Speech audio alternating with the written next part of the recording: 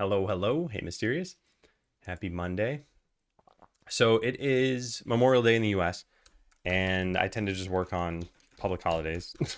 So I'm going to start with tenants, but then we're going into stabilization mode. One of my big lessons that I mentioned that Botland, the biggest thing was validate your product early and often. And for Skeleseller, it was, well, this might not have been the biggest lesson, but it was don't save all of the unfun stuff until the end because it's misery.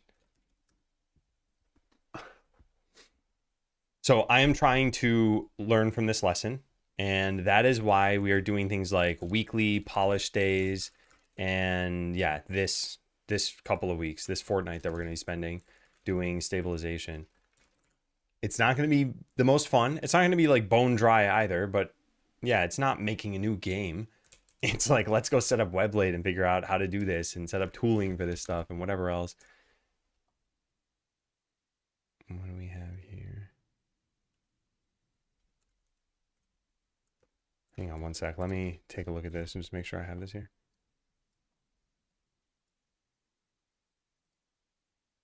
Yeah, okay, yeah. Hey, Kenny. Paying the tech rent to prevent tech debt. Yeah, and it's not all tech stuff. Like, I think whenever it comes to making a product, there is certainly tech debt that you can incur, but there's also just like kind of regular debt. Well, not regular, but maybe like, I don't know, non-tech debt. So let's say, for example, that your artwork needed to be cleaned up. Like, that's art debt, right? So like any debt that accumulates and you eventually have to pay at the end sucks. I think that's my big lesson from this. Like, and it doesn't really matter what kind it is. So yeah, if we had a bunch of polish tasks, a bunch of marketing tasks, a bunch of whatever else, it's like having that all accumulate and doing it all at once is a pain. Hey, Chili, hey, Cavino. And yeah, the weekend was good. What's stabilization mode? I kind of talk about it here. It's just doing some unfun stuff now so that we don't lump it all in until the end. So I want to take a look at some of the localization stuff that I'm doing. I haven't been happy. Well, so one of the problems with Skeleseller is Skeleseller had English as a source language. So for example, if you have a string like walk to the right and do X or whatever, and now there's a problem in the game and you need to change it to walk to the left and do X. Just changing this string would then like delete the localized strings from the other languages from Webblade. And to some extent, it makes sense because it's like, well, it's a different sentence. But at the same time, like sometimes I just want it to be the same string. Yeah. Anyway, that's one example. There are a lot of other little things I want to do. Like this list is already 14 pages long. We're not going to get done with all of this stuff, but I'd like to churn through some of it. So yeah, this is a time for us to focus on that stuff. Now, with that said, let's go tackle tenants, which I do every week. And this week, I think grit is going to matter more.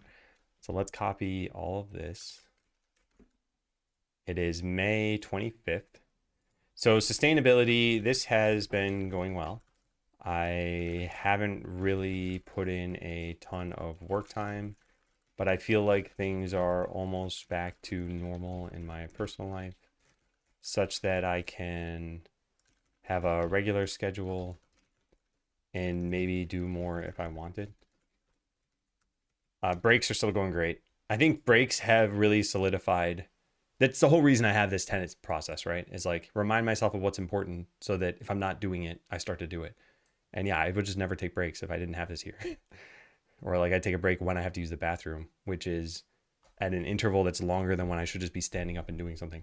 Anyway, grit. I think grit is the important one. So we're entering stabilization mode for the next fortnight. I think grit is going to matter quite a lot here. It's been going fine. Like, yeah, this past week, it went fine. Yeah, okay, things are going well. But yeah, I wrote here, some tasks will be boring or frustrating. I need to persevere. This does not mean working longer hours. Yeah. And I think this is bound to happen whenever you tackle a big enough project. It's like, let's say all you wanted to do is make like a micro game. You've got, I don't know, a single mechanic, you've got some artwork, You might like every single part of doing this. That's very reasonable. Maybe the game takes you somewhere in like a 1 to 5 days to complete kind of range. But I think whenever a project exceeds, let's say like 30 days, no matter what the project is, no matter what the realm, there's probably some part of it you don't like. And whatever, if there isn't, then good for you. But for me, that's definitely the case. So yeah, let's kick this off. Anything else I have here? Yeah, I did write this too. I just want to acknowledge this. This may not be the most important thing. Like if I'm thinking just in terms of priority, it is probably make more of the game and start to market more of the game. But yeah, grit Fortnite.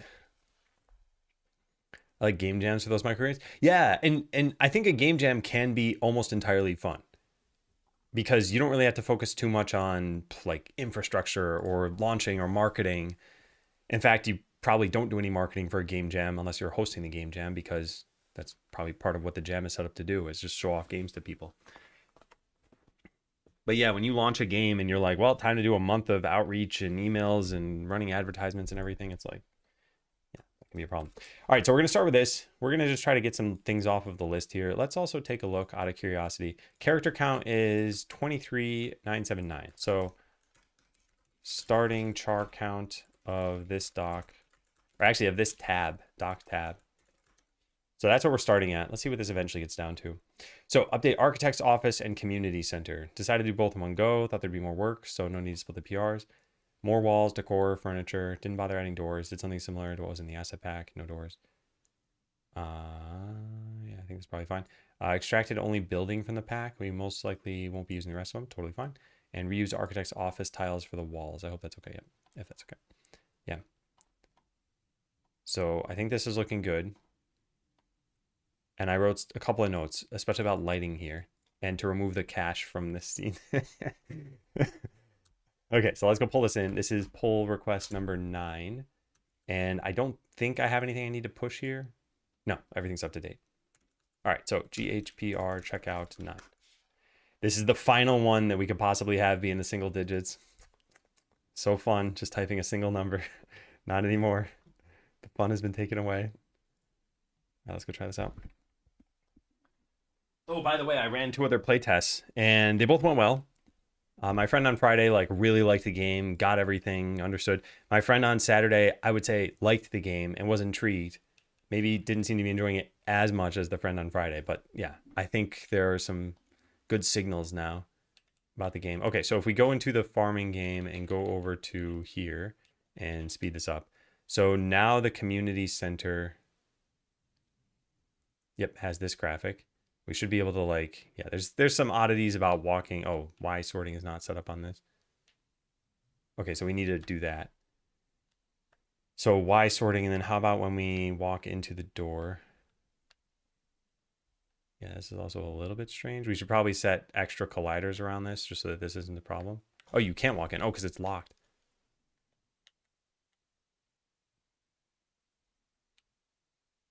Okay. Yeah, this looks good. We could probably move the switches a little bit. I said that I absolutely love this idea of there being a rug for a chair here and just nothing else. Like the chair was so important for us. And then the only other thing we need to look at, so why sorting and collision, we got to remember that. Why sorting and collision, and then anything in here. Yeah, so I got to take a picture of this. This looks like an office, and it shouldn't. It should look scary. So we got to change the lighting a little bit. So why sorting on the community center, collision on the community center, and lighting in the office. Oh, and also money in the office. All right, let's just tackle the low-hanging fruit first. The money is the easiest thing to possibly address. So we go to the office scene, we light the whole thing, and we find where the money is. Here it is. And delete it. Yeah. Okay, so that one's done.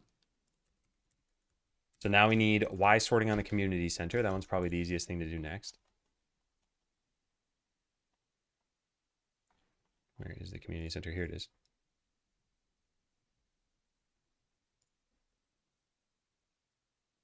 Huh. Strange.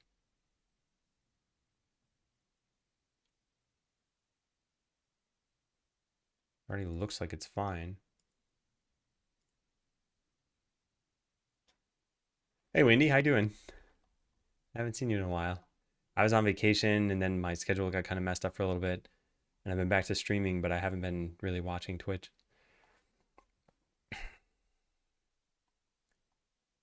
I'm not sure what's wrong here. Let's go find the player. Let's just instantiate another player, actually. Or duplicate this one, I guess. And then just move this one around. So if we put this one here... Yeah, what is going on with this?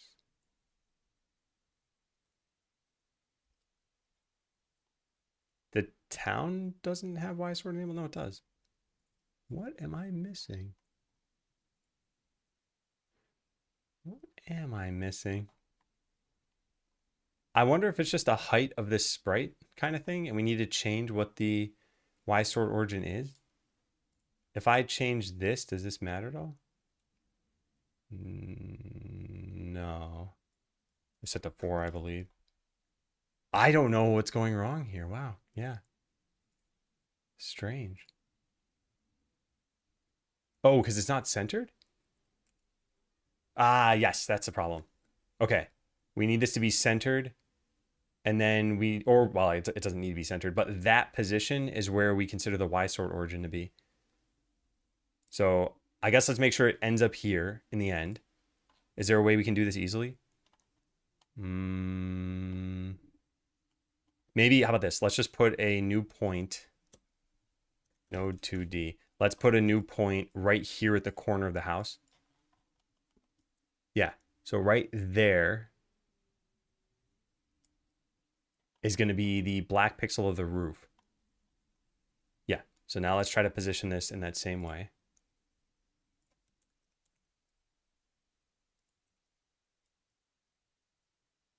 There, looks pretty good. And then we just move the collision. So this should be reverted. This should be moved to... I don't know, I think we just make more collision shapes here. But this should fix the Y sorting, right? Yeah, so now they're behind the house and they show up on top of it here, but that's okay because they shouldn't be able to walk here. Not been on Twitch much lately either. I see. How's everything going though? Like game-wise, it's good? I know you said I'm good. I guess I'm doing what I would do if we were talking face-to-face, which is drill in a bit more, but I don't know how much you want to share. But yeah, I hope everything's going well. And then Oceanborn, Ocean Man. Take me by the hand.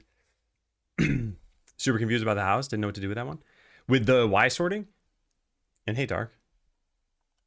Yeah, because I think this is fine. I just need to change the collision now, and I don't think this should be too bad. So we have it so that you can walk up to the door right now. I want to add in some other collision shapes here.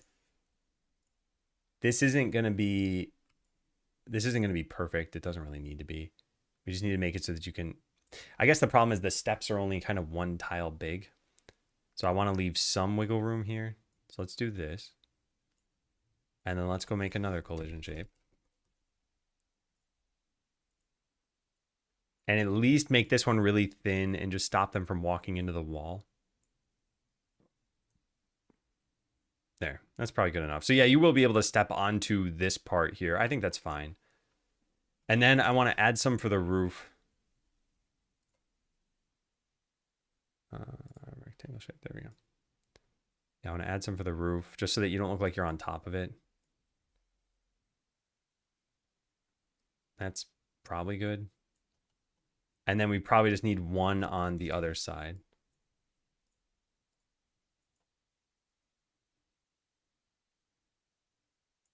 Maybe like that. Let's just try it, see what happens. I think the rest of this is probably okay. Hey, David. Game's going okay? It's all consuming as a project? Yeah. Okay. Yeah. I'm in kind of an interesting state myself where it was like, okay, so Skeleseller was kind of a death grind toward the end and I got kind of burned out. So now with this new game, I'm in the like fun honeymoon-ish phase and I'm in the no major deadlines phase as well. And you know, one of the things I've learned is I will personally always still set up deadlines anyway. So it's nice knowing that they're not real. It's not like the game launches on March 17th, so we have to hit March 17th. That's, in my mind, a real deadline. Or like, hey, we're gonna run out of money or something. That's another real deadline that could happen. But in this case, it's like, hey, I'd like to finish this in the next 2 weeks, and I'd like to whatever make the next sub game in another month, and yeah.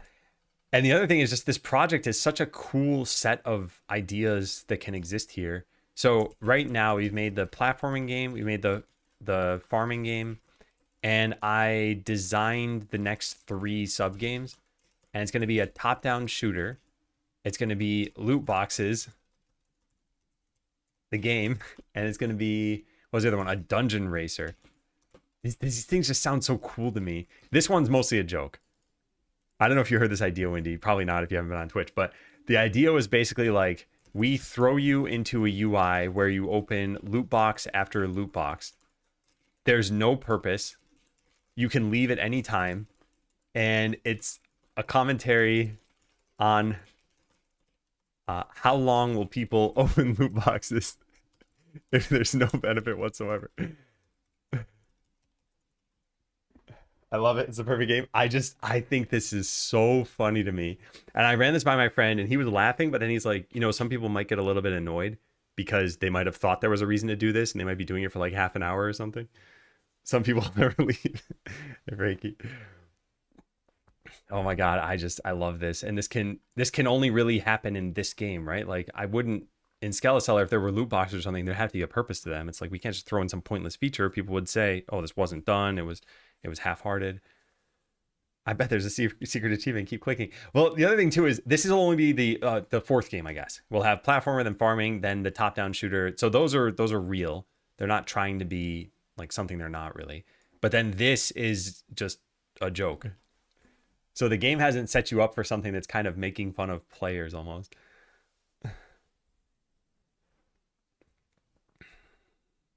Hey, player. Features are supposed to have purpose. What do they no benefit whatsoever mean? Like they contain nothing? Like imagine this. Imagine you're playing like Legend of Zelda and you get I don't know, like slime points and there's no slime vendor or something like that. Like so the points are just they're just a number, right? So like the loot you're getting is just going to be some images on the screen, but there's no game behind it. So like you might get a sword, but you can never wield the sword, you can't sell the sword, you can't craft with a sword. It's literally just an inventory that says sword. And yeah, same thing with any other items you get. So yeah, there's just literally no point.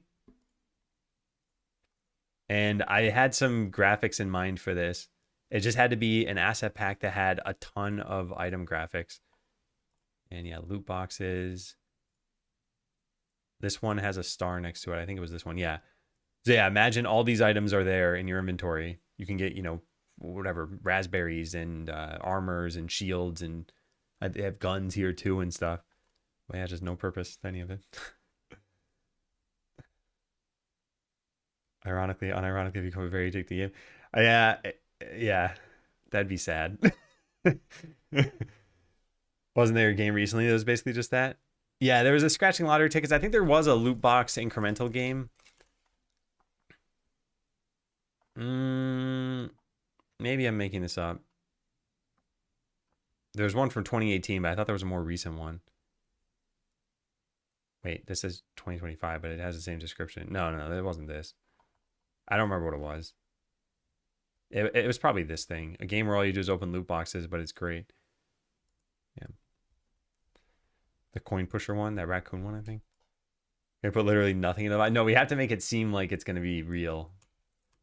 Yeah. Okay, so I think we're good, and I was going to go test this out. We have a second player that we don't need right now, so let's go delete them and hit play. Yeah. So yeah, I love the idea of this game still. And I think what we're going to end up doing is quite a lot of boilerplate for like, hey, we need 10 walking animations and 10 whatever else. And yeah, hopefully that doesn't get annoying. Or we make some tools for it. My God, I can't click the actual cheat I want. There we go. I think we're in the wrong section now. Yeah, we are. All right, that's fine. Skip, run into town. I'm running too fast. Okay, so now we run around and we make sure that this makes sense how you're colliding. This looks good. This looks fine. Oh, you get stuck here. You shouldn't. Okay, we got to cut that out. And you get stuck here too. Yeah, we got to cut both of those out. The rest of this, I mean, it looks good enough. It's not perfect. It's okay. Oh, you get stuck on this too. Why is that? Huh. I mean, you could just dig this out. And yeah, you're able to walk like up to here. I guess we need to stop you from walking once you get to there. Although you will be able to walk on these. Again, these are little things I'm okay with for this, because I don't want you to have to align perfectly with this middle section. Although we can probably make this a little bit better. All right, so flow control flags, start in the farming game, and sidekick. Talking about the loot boxes, yeah. All right, let's trim this down. Yeah, ideally what we do is probably separate the roof from the community center building so that this wouldn't be a problem. My God. I want this to just expand upward. All right, let's do that. And then same thing here. We got to go find this collision shape. Here it is. So shrink this down to, it's got to be flush. In fact, if it's got to be flush, then why do we even have, let's just do that. But now this doesn't align perfectly. So I got to figure out, this is at 17. This is at -1. Why is this a problem? 67, 30, 30. Why can't I align these?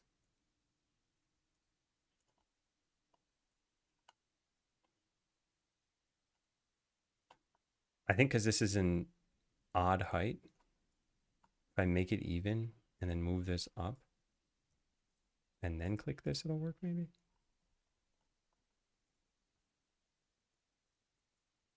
Yeah, there we go. Okay, that's pretty good.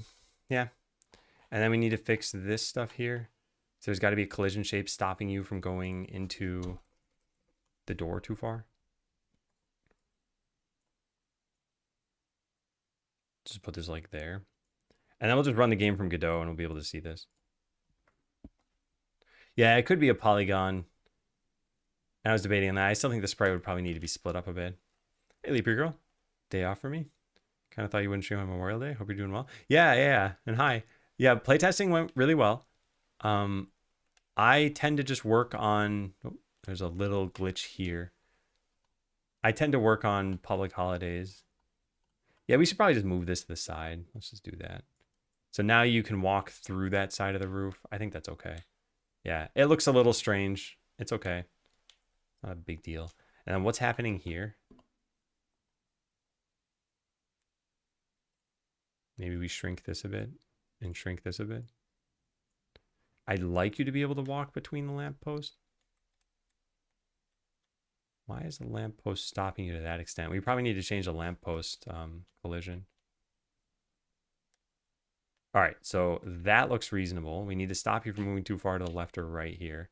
And maybe what we can do is just move these things inward. Maybe it's not all that tight. Like that and like that. So now how is it?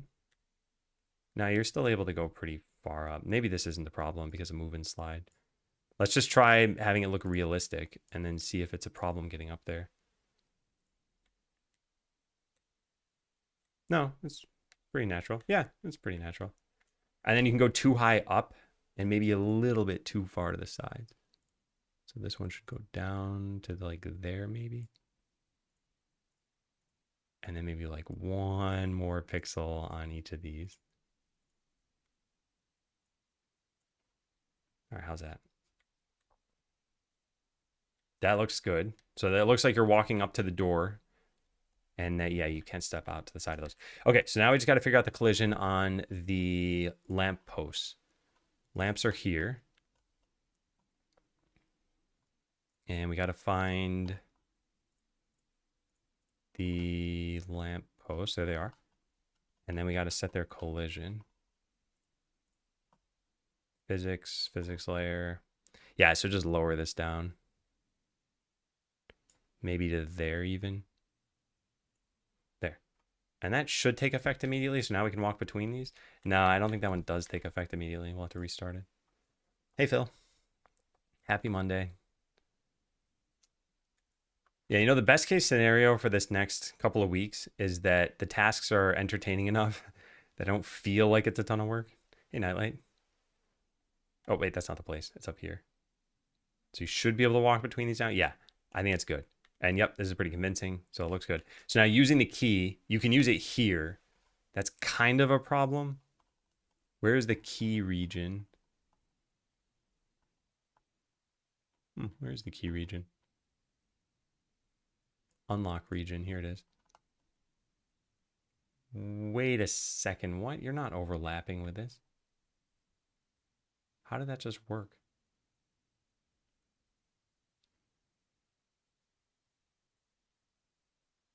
What? The unlock region requires you to be on the steps. How did I do that? I was here and I pressed the button and it gets used. Maybe it gets used no matter where you are. Maybe there's a problem with that.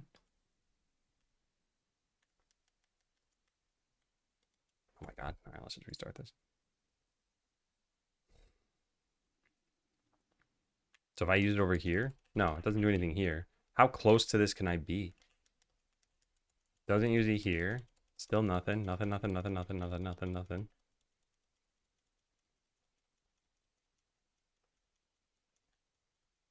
Yeah, it gets used here. What? Oh, you have an interaction region. It's not your feet. Oh. You have a like a collision region, and that's this little circle, but then your start dialogue region is gigantic. Magnus, happy half year. Thanks for the resub. Yeah, this is decent for when you need to talk to someone, but it's probably a little too big. So maybe we shrink this down.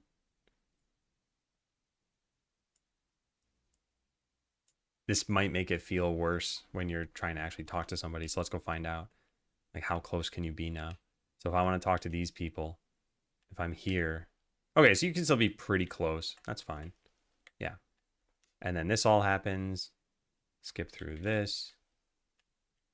Now when we go over to the community center. By the way, it's okay if you're here and it made the key work. That's fine. But now you have to be here. Yeah, that's still a little bit far away. I think it's fine. Okay, cool. Yeah. So that is Y sorting and the collision. I think are looking pretty good. Then the lighting in the office. And there's actually one other little thing that I want to do, which is move these levers a little bit so that they're centered on the rug. Oh, I guess it doesn't really make sense if this is a rug to have a switch on the rug. Whatever. All right, actually, I'm going to do this the polished way. So let's get the same Y coordinate, 11 and 11. Yeah, that looks pretty centered, right? I think so. Yeah, I think it's good. And what about this one? Yeah, also good. Cool. All right, nice. And then the final thing is the lighting in here.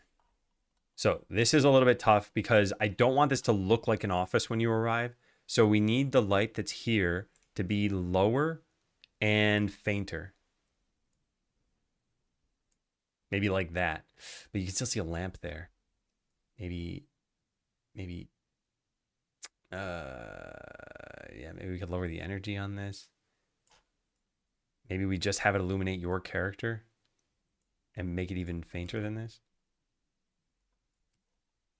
Like, that's good. You can't really tell what's going on there. So let's go take a look at this scene. Because we a decorated floor plate of some sort. Yeah, yeah. All right, platformer, office. Okay, so this is going to look a little bit dark. This is relatively well lit, this scene. It's not at full brightness, but when we go into here, yeah, you can't really tell what's going on. This character kind of appears, is walking through who knows what. Yeah, this looks pretty good, I think. And hopefully you can see the portal. Yep. And maybe the light on you should go out too when that happens.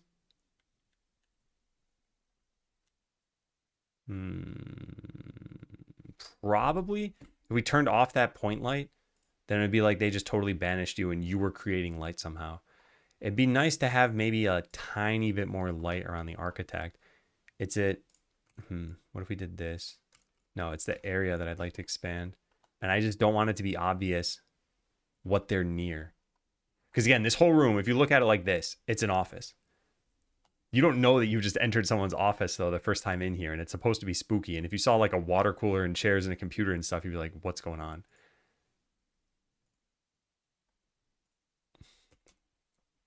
I assume the light around you is what you can see in the darkness. Hey, Magnetic Bind. Yeah, I guess so. In which case, it probably should disappear when you go away, right? And the way we could have it disappear is just by like shrinking this. Yeah.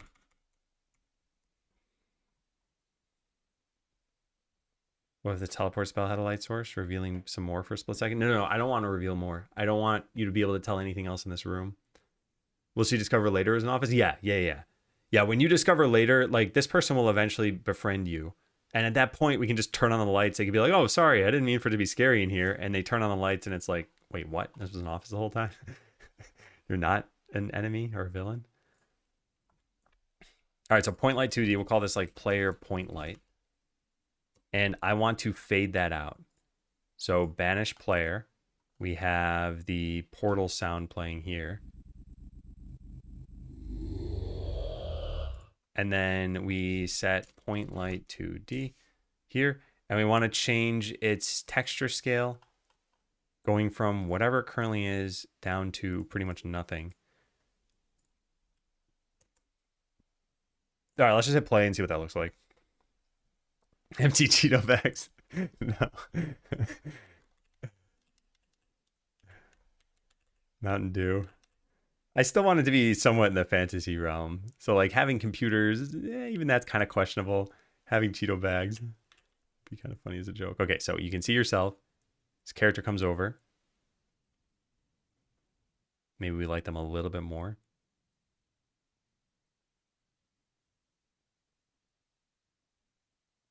Okay, the light isn't timed correctly, but it looked pretty good. So we need to start it a bit sooner. And going to 0. Oh, wait, it goes to... Oh, you can't have it go to 0. Oh, so then we need to also animate the energy or just turn it off. What is it right now? Point...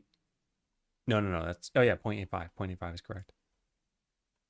So I put a key here. 0.85. Put a key over here. This should go down to 0. Yeah, that one's allowed. Don't we only need one of those now then? Yeah. Farming game room also needs an update? Like the house? Because, yeah, the house I'm not super bothered by. I think it's decent. We could probably just make the walls look a little bit better. There was something else I wanted to do. Oh, yeah, the light on the architect. Yeah, maybe this could be a little bit brighter or maybe a little bit wider. We up the texture scale. This is maybe as much as I want to go. Let's try that. Hey, Goose. Happy Memorial Day.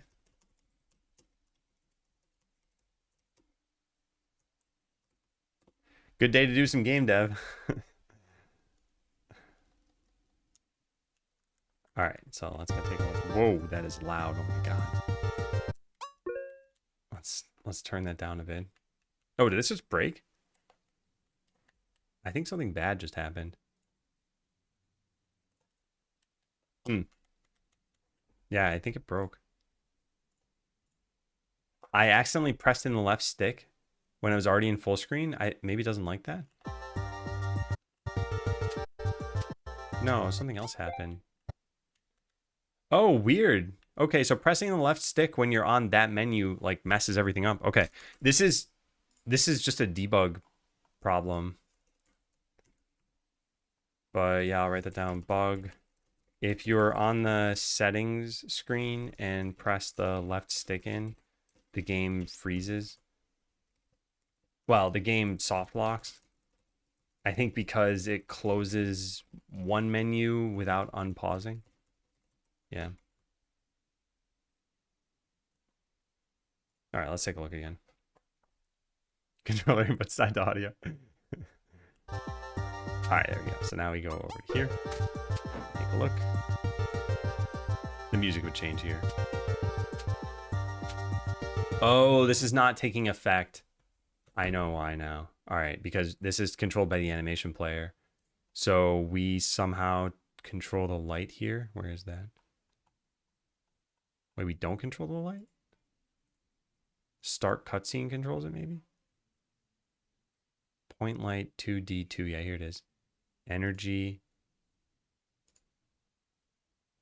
and texture scale. Why do we have these nodes at the beginning? Oh, yeah, I see. Okay. So I want to increase one of these. I don't know which one. Or maybe both. So the light turns on. And then it gets a little bit bigger. So maybe we have this go up a little bit more. And then same thing over here. Have this go up a little bit more. Yeah, let's try that.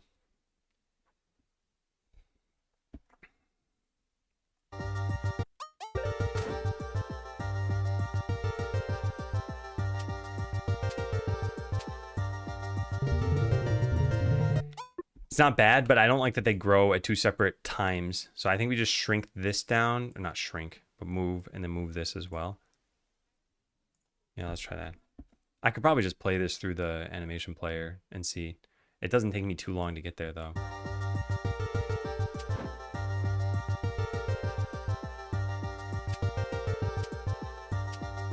don't like that. Yeah, I don't like that.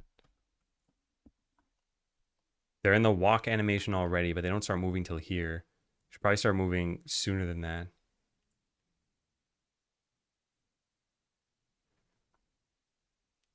Yeah, and then something about this I just don't like. I think they should fade in sooner. So like this should probably just get moved here. No, they're already moving at that time. Oh, I don't want them to move just yet. This is so difficult. I just want it to look good.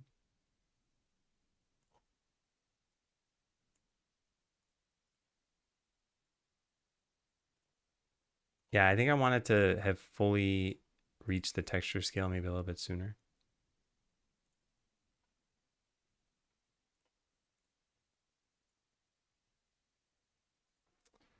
Hey, TJ. Happy Monday. Happy Memorial Day. All right. This is not going to be some unsolvable problem. It's just going to take a little bit of tinkering because they don't start moving just yet anyway. I think I want a step sound to be playing already. So they are from 3 to 3.9. So this one should be at 2.1. Yeah, so you already hear the step.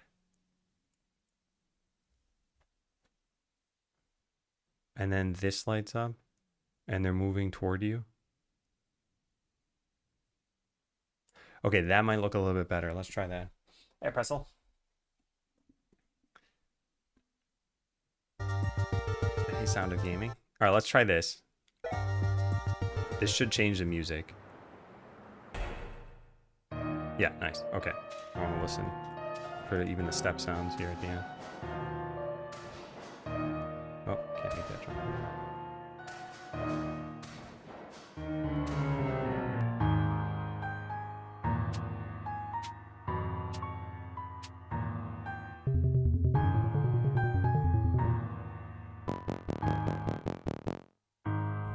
Oh, the light should go away. That looked pretty good. Maybe it should start like just a fraction of a second sooner. Yeah, here. These are both at 0. Wait, no, that's not right. The time doesn't show. Okay, 2.55 maybe. But the way it closed looked pretty convincing.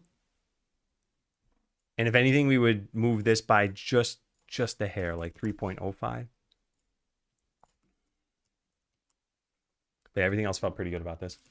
How'd Friday's playtest go, or was it Thursday? So I did one on Friday and did one on Saturday. The one on Friday went really, really well. My friend just liked pretty much every part of the game. And on Saturday, I think it went well. And I think my friend was maybe just slightly less emotive than the one on Friday, but they both liked it. And the kinds of questions I'm asking, I'm not asking like, did you have fun? I'm trying to ask questions around this to see if they had fun. So I'm asking about things like, what's their confusion level? What's their level of intrigue?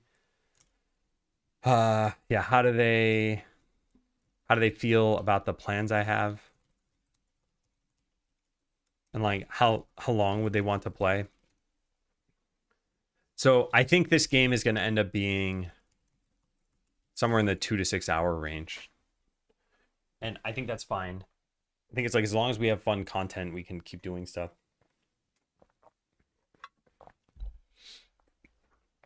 The reason confusion was big on the list to ask about is because originally we had the Fever Dream game in. I've taken that out now. But I think that confused people because you went from the platformer to the farming game, back to like a combo game, back to the farming game. And it just felt like, wait, am I only going to be in like these two games? And now that we got rid of this, now you don't leave the farming game. So it's just this transition, and then you'll eventually go down to the top-down shooter. Go into. Yeah. Are you not concerned about the short playtime? No. Hey, Fiera, how you doing? How's streaming been going? All right, so I wanted to test this one more time.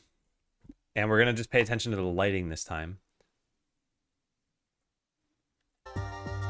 And maybe the sound effects, I don't know. All right, I'm going to speed through this. Oh, hey. I didn't realize you were raiding. And hey, TY. How's it going? Thanks for the raid. How is streaming going? As infinite playtime, yeah. That'll never get old. Was good, thank you very much. How's your stream been? It's been good. I've been very productive and I've been having fun. It's been nice to work on this project. We are just now testing this cutscene to make sure the lighting looks okay. So you enter this room, a character appears in the darkness over here, says you shouldn't be here, and then banishes you, and then your light circle here should close in, and it should look convincing. That's perfect. Wow. Yes. Yeah, that's great. Okay, excellent. Yeah, I'm working on a new game. This is called Stuck in a Broken Tutorial. And it starts off with you in... Oops, not there. It starts off with you in just a platformer. And it looks like a normal platforming tutorial. Press A to jump. And you get up here. Press A in the air to double jump. So yeah, normal tutorial so far. And then you get to the broken part over here. Oops. This is not the broken part. This is the broken part. So yeah, this framing is working pretty well. Like, they read the text, they're like, okay, cool, how am I gonna do this? They plan out their path. And then yeah, then you fall through the world. And yeah. So this is your first experience with the broken part of the broken tutorial. And then yeah, you work your way from here. You already saw this. This is the cutscene. This puts you into the farming game. And now you're in a different game's broken tutorial. Yeah. Has a Sonic vibe. Do you think the playtest would be better if there was some more context about the architect? Like you enter some weird room and get kicked out for no reason? No, I think there is intrigue so far. So people are like, okay, I like the premise of the game. Also, people are saying it looks pretty high quality so far. Everyone said the music is good, which I'm glad about. Reworked my tutorial for like the 10th time. It was gonna be the last time. Yeah, this is one of the issues I had with tutorials in games too, is they're really hard to make. If you ever change your game, you need to update the tutorial. As you watch other people play and they get to hard problems or new problems, you need to find a way to solve them, and you need to do it subtly. Yeah, tutorials are really tough to do. Hey Rob, thank you. Yeah, looks like you made a lot of progress. Yeah, it has been a lot. I'm technically working with every change. Yeah, I'm the one who's stuck here. Yeah, by the way, people love the strawberry gag. That you go to sleep, you wake up, and your farm is covered in strawberries. And this has gotten some comments too. But like, I think my Friday friend said this is creepy. And my Saturday friend said he's walking rude. Yeah. But yeah, I'm really liking this. Really, really liking it. And remember, you can dig up houses. Most important feature in the game.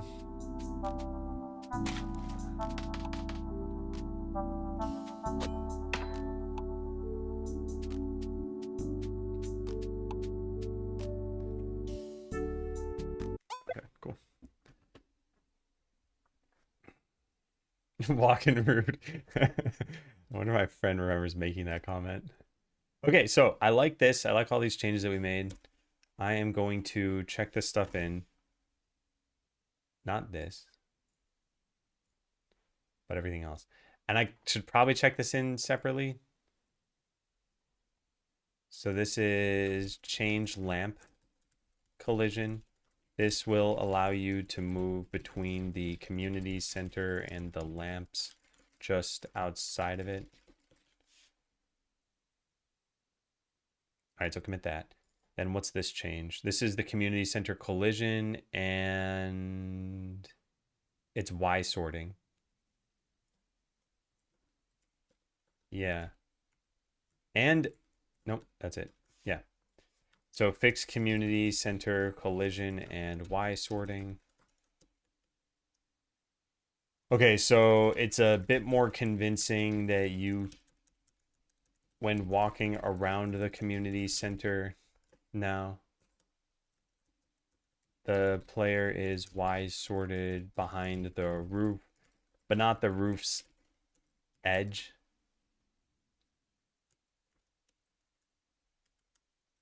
Also, walking up the steps in the front feels more realistic due to the collision. Okay, what's next here? Change player dialogue. What is this called?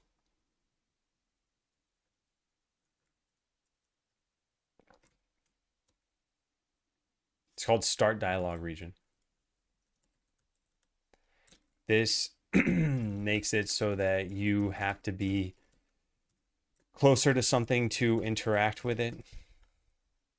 I did this so that using the key on the community center couldn't be done from quite so far away.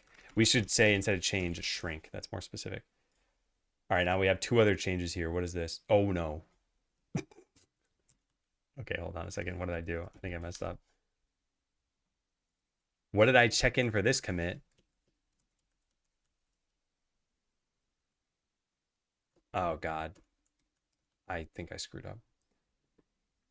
Take care, Fiera. Thanks for the raid. Hope you enjoy going outside.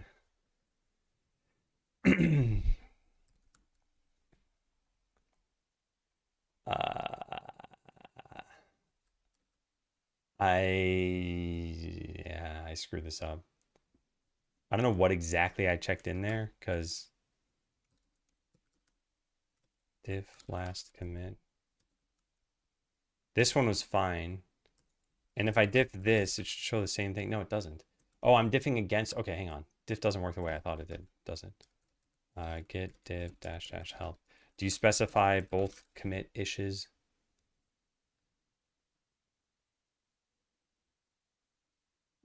Yeah, I think so. So I want to diff between this and this. Oh, this is the inside of the community center. Okay, this shouldn't have been done. Yeah, my bad. Okay, I want this message. Yeah, I messed this up. Silly of me. You can probably fix this in here though, right? Edit commit message. Oh yeah, that'll work. Okay, so center levers in community center. I think that's all I did there. Yeah. Nice. Okay, so now we can check this in with this message. And then this will be Fix office lighting and remove money stack. The lighting now makes it unclear that you're in an office. I also polished it a bit so that the light around the architect is bigger and the light around the player collapses with the banishment portal. Cool. Cool. All right, so that's everything. So let's go push that. Why is this in full screen all of a sudden? I think it's Command Enter, but I never mean to do that. Git push dark.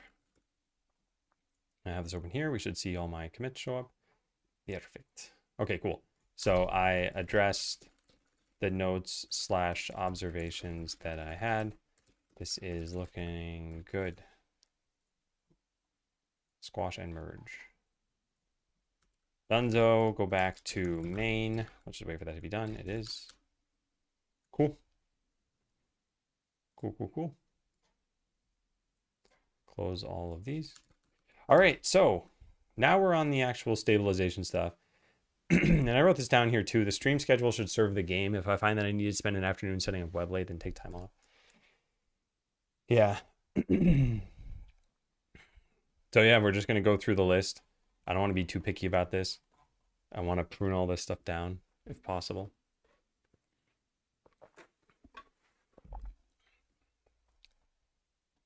All right, let's get to it. So first thing, file away these notes. You should probably skip the dream game completely. You should fall asleep in the farming game and wake up in the farming game again. So I did this. I just don't think I modified the story beats here, or the opening or something. And I wrote, I'll try to keep this up to date, but I'm going to put stuff over here. Yeah, I think this is fine. All right, asset packs worth looking into. Need to pay some money to use commercially. Why did I write this down specifically?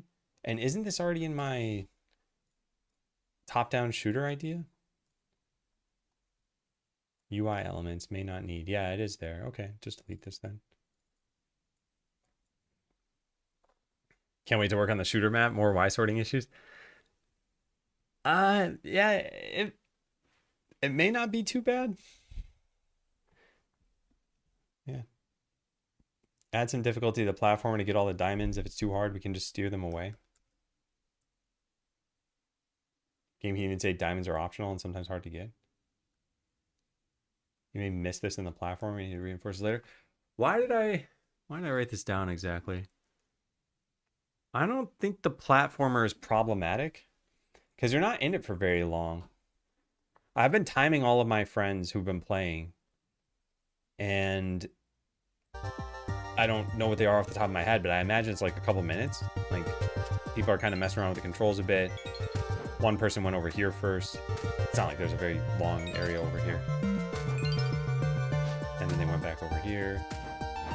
Sometimes this jump isn't the most doable for people, but this platform actually did help.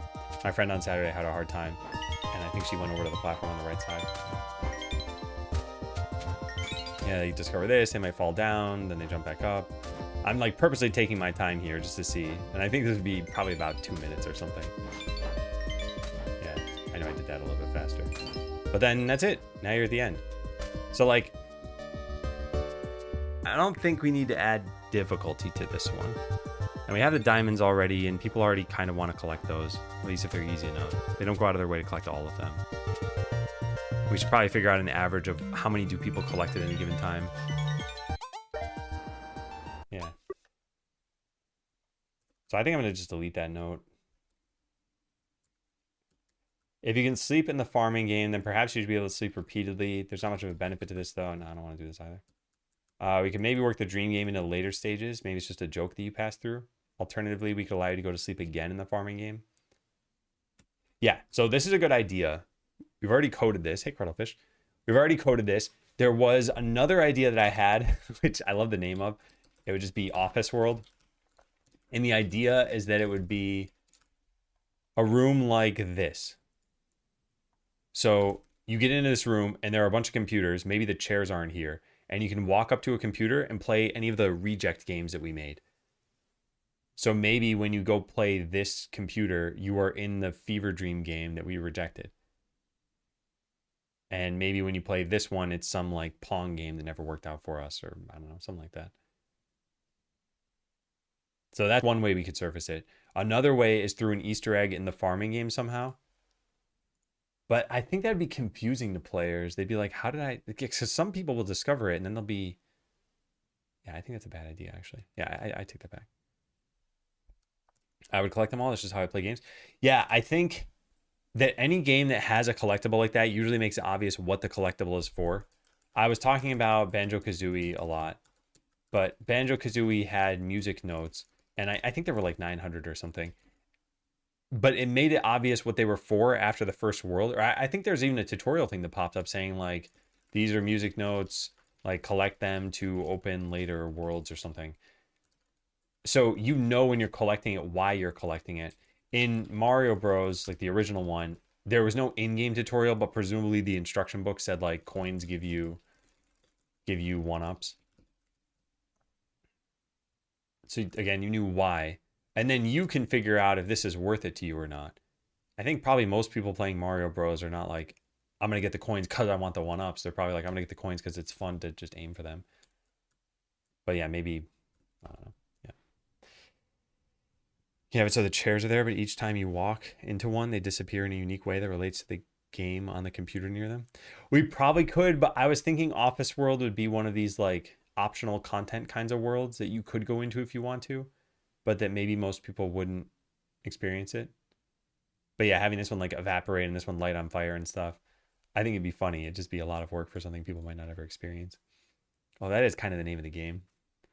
Ah, you've changed your name. Typical married. Nice to see you and thank you. This is one of the shirts from India. And hey, Rod. Morning, morning. Okay, so yeah, I think in the later stages, so Office World could potentially have this. I'll write this down. The Fever Dream game could go here. Maybe, oh, maybe we have title screens for everything.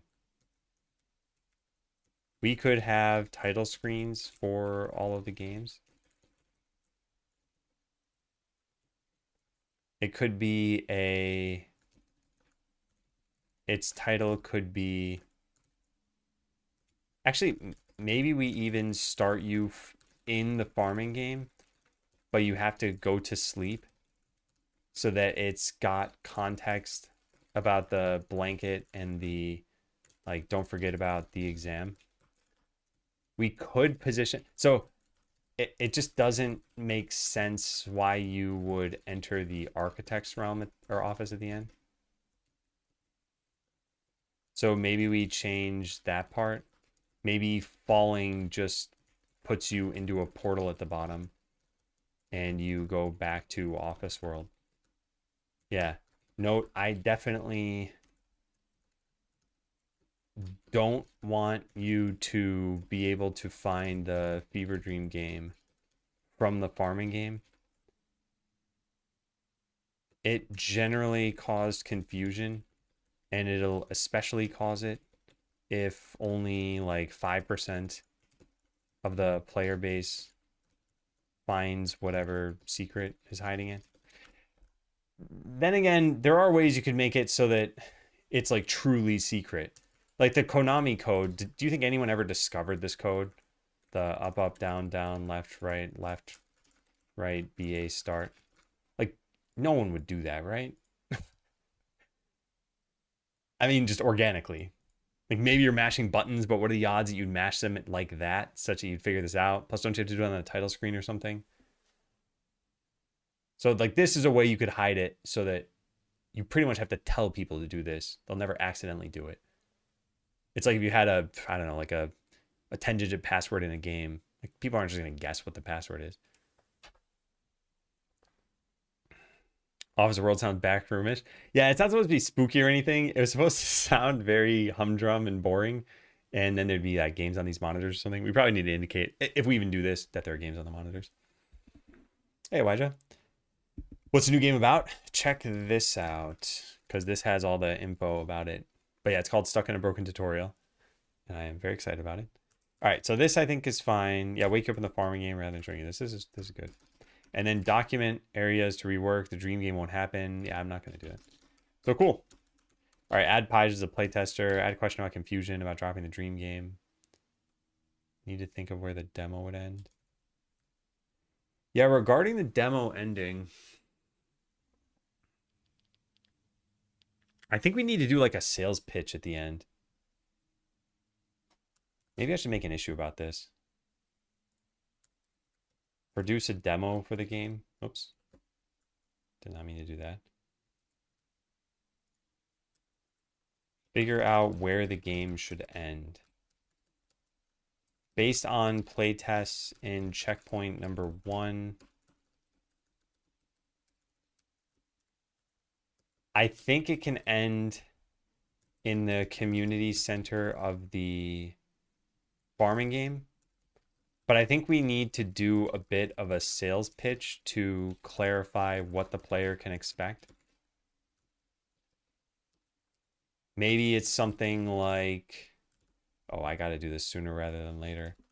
Afternoon process feedback from playtesters for the sake of this list. Hey, Matt. Well, back to localization. Yeah, for a little bit, we definitely will. It'll be a bit different from last time, though, because of how I plan to do localization for this. We might also want to update web late.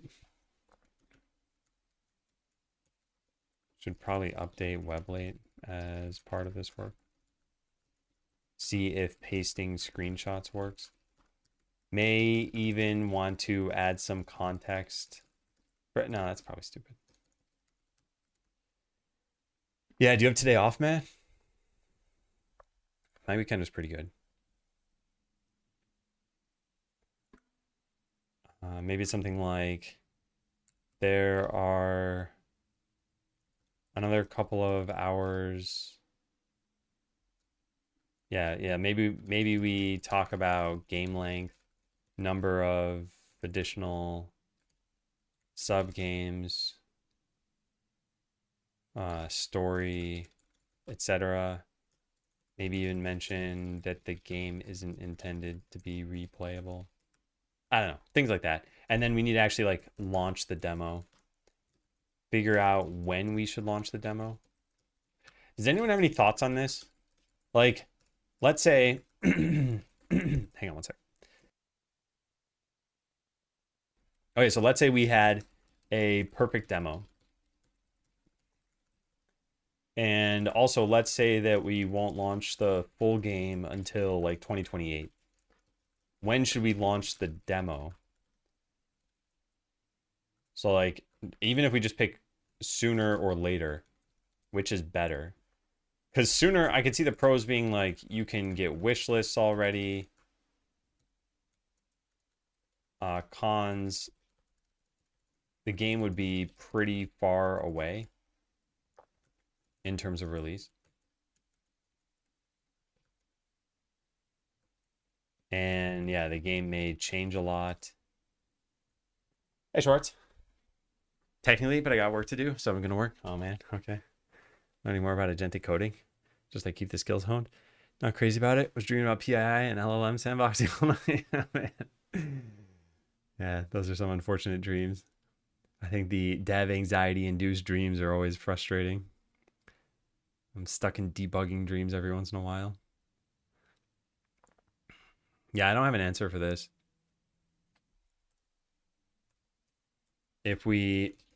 I'm a bit concerned that if we do it too soon, that it won't be as impactful. Plus, maybe, yeah.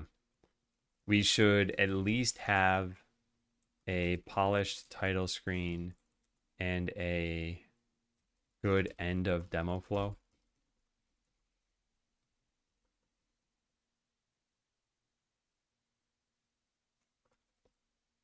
Maybe we mention that the game is still in development and point people at the Twitch stream and ask for their feedback on how interested they are. I don't know, something like that. All right, let's just create that. For me, a demo is about momentum and test before purchase, so too soon could destroy momentum. Yeah, I think for some people, though, it's going to be just like a, hey, I'll wishlist this game. Yeah, I'm looking forward to it. Never played demos, or not the target audience. Wishlist things that trip my fancy, and then move on until release. Yeah. I don't know. It's a little bit tough. But okay, I got to take a break. So I will be back in a little bit. Is it jump time? It's jump time.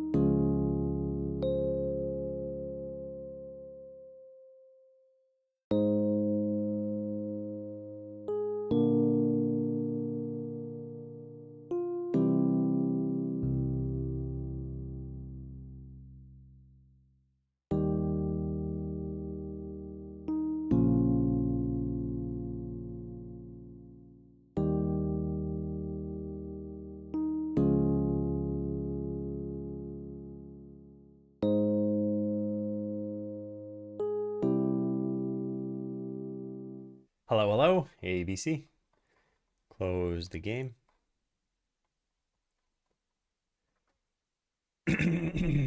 Computer, close the game.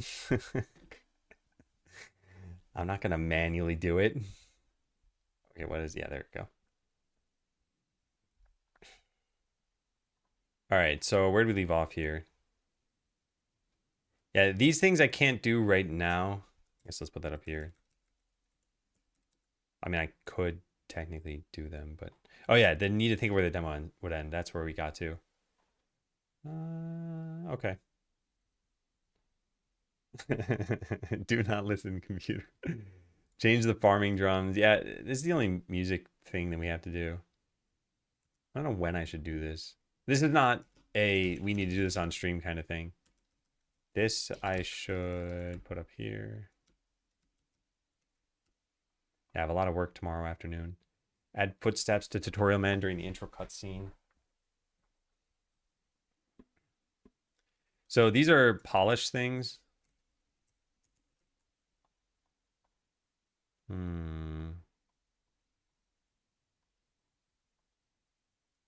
I tried vampire crawlers, by the way. I think it's a cool idea. I don't know if I'll play it again. I didn't dislike it. I like what they've done with the Vampire Survivors IP. I like the general structure of the game.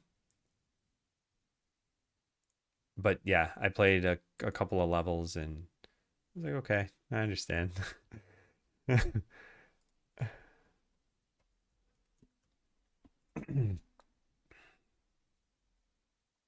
All right, trying strudel. I'm probably never going to do this. I'm probably just going to delete this. Yeah, live coding platform to write dynamic music pieces in the browser. I mean, maybe this is decent for, wow. Maybe this is decent for coming up with ideas, but like, I don't really want to spend the time learning this right now. So I'm going to delete that.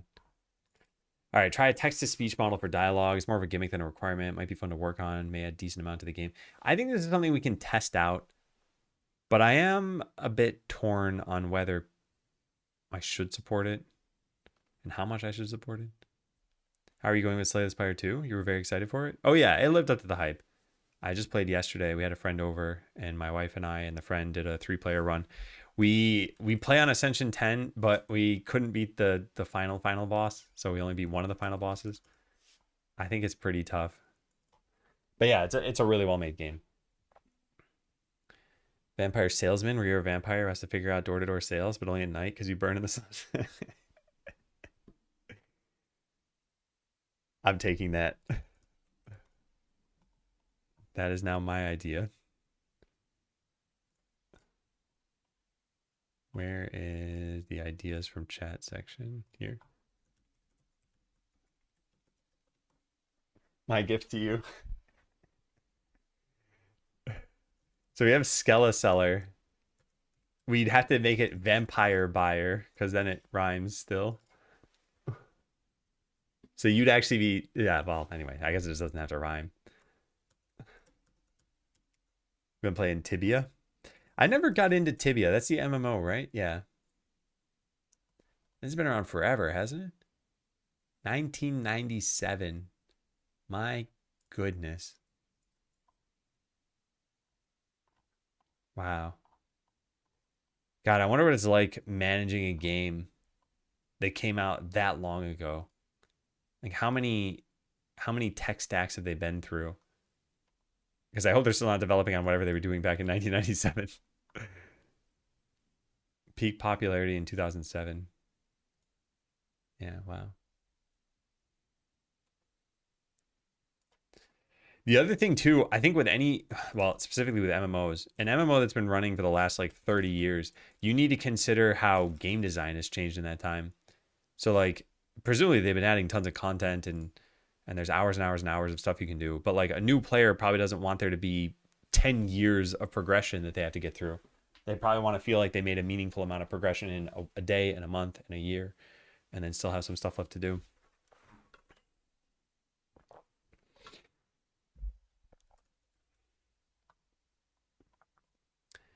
All right. Let's take a look at this. Yeah. I do want this section to be elevated because this has a lot of important stuff, but let's start with this one. And then I should probably do that after checkpoint 2 as well. All right, so let's tackle this now.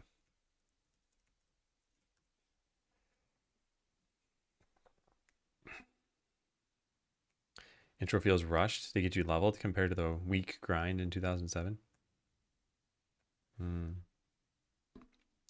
Yeah, attention spans have changed. Number of competing games has changed. And also, back in the late 90s and early 2000s, like MMOs were one of the social places on the internet. So like instead of going to a chat room, you might log into an RPG and talk to people there. It's like Discord wasn't a thing. Voice chat was becoming a thing, but not in these like centralized servers. It was all these one-off hosted servers. Yeah. Classmate tried to get me into playing Tibia. Didn't want to. Later discovered they only wanted me to write them a bot. Oh man. All right, fine. I'll go to it. Tibia. Let's see. Because you've said that it's pretty good. Oh yeah, this does remind me. of old game websites. In fact, it reminds me of Ariat Summit, which does this still exist? Yeah, it does. Man, this is so good in terms of websites. Like it used the D2 UI in here. There was a lot of information. It was like meticulously updated. And yeah, this looks pretty similar to that.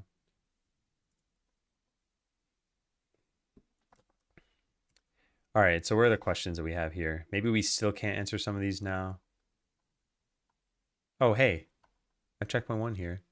What do we have? The title screen, this stuff, metrics. We should track how long people spend in each portion of the game. If we do a public playtest, we definitely should do that. I wonder, we probably should run a public playtest at some point.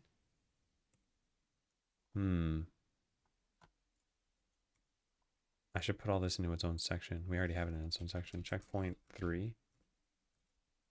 Is it time for a public playtest? If so, we may want a metrics server.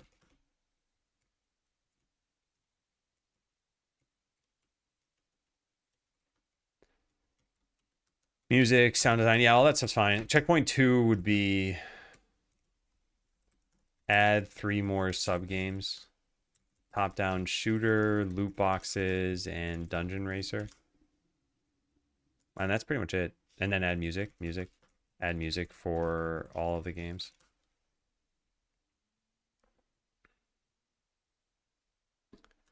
Yeah, and checkpoint 3, probably more sub games. More sub games, more music.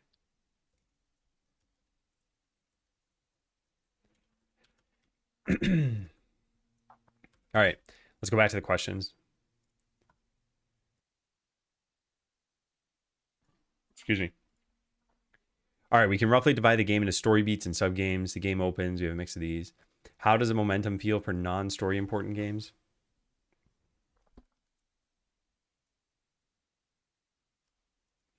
I mean, we don't have enough yet to be able to answer this. What's the game length looking like? Is there enough breathing room for everything? I don't think this is a question we need to ever answer. Whatever happens, happens. How much do people interact with the world when it's not required? So this is an interesting question.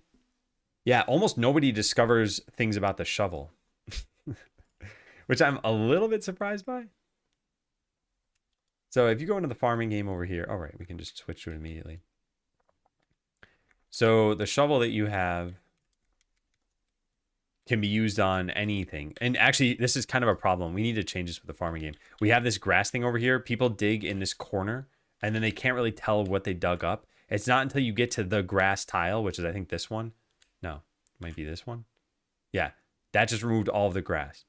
So, like, we probably need to change how this works and make it delete grass from anywhere so that you can tell what you're digging. But anyway, no one really discovers that, like, okay, you can dig out your fence, you can dig out trees. And it's not important. It's not like they have to do that. But I think it's a fun thing, and it violates the expectations of a farming game. So I think it's nice to do. People do discover planting and watering generally. They do usually try using their axe. They try using their sickle on these things, which maybe we should allow. Of like you delete them or it plays a sound or something. And also on the flowers, they'll try that. And it doesn't do anything. So yeah, we might want to change that. Yeah.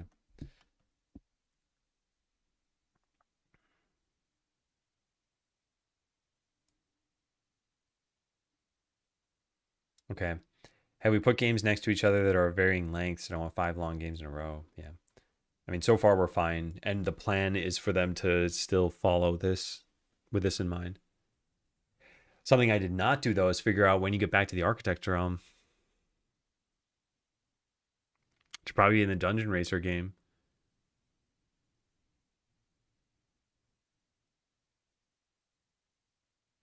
Yeah. I didn't think of that.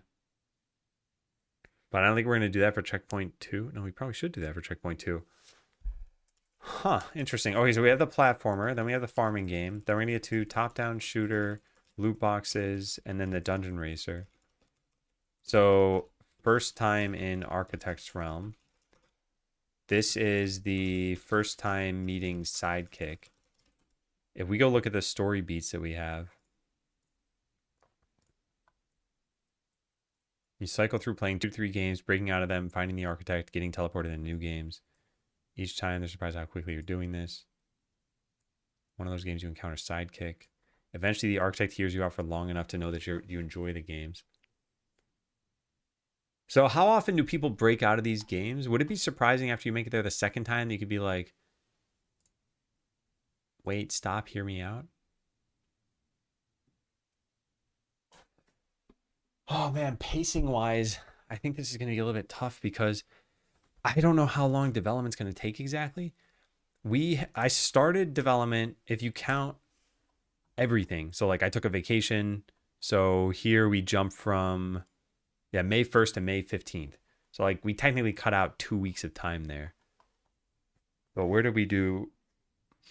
Yeah, started designing the game on March 30th. So we're coming up on 2 months total for everything. Design, development, music, vacation. So 2 months to get to this point. We have maybe like 10 to 15 minutes of gameplay. I want to add 3 more sub games between like June 5th and July, whatever, 30th or something, basically. So that'd be another pretty much 2 months. And hopefully that adds another like 25 minutes of gameplay. So if the target time is 3 hours, you'd need to get back to the Architect's Realm. And you need to meet Sidekick at some point. Hang on, let me read this again. Yeah, I didn't think about this. When do you get back to the Architect's Realm? And when do I develop this? Is it in checkpoint 2? When do you meet Sidekick again?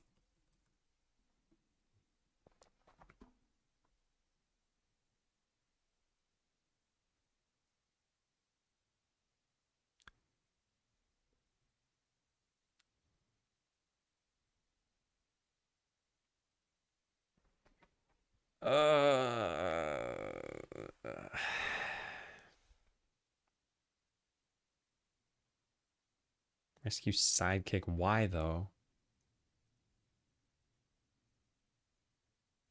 You would wait, hold on. You wouldn't know this.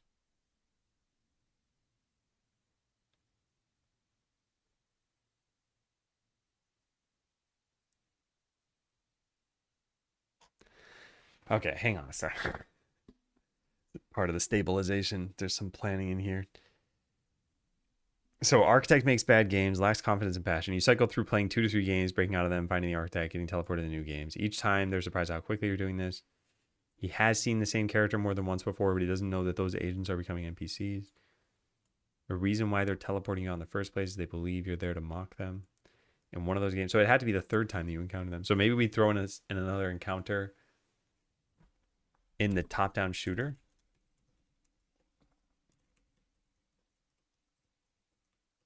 Not until you see them a third time that they hear you out a bit. Problem is, every single time you can meet them, I have to develop another game.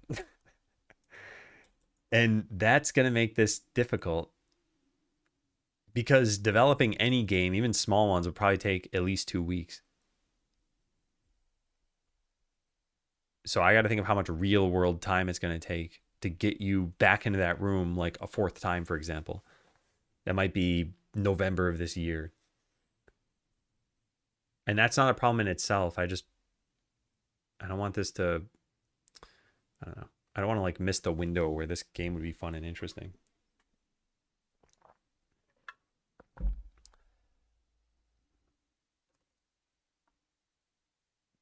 In one of those games, you encounter Sidekick. They mentioned that they've seen another 2 game worlds. They need help leaving this one and feel themselves dwindling in some way. They don't mention that. This is the farming game.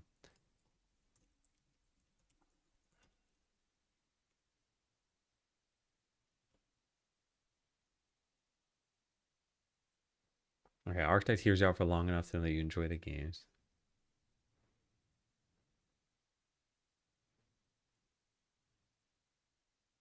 Also, another idea that we could do. Maybe in one of the games, your character has a thought bubble with sidekick. Or maybe in the top-down shooter.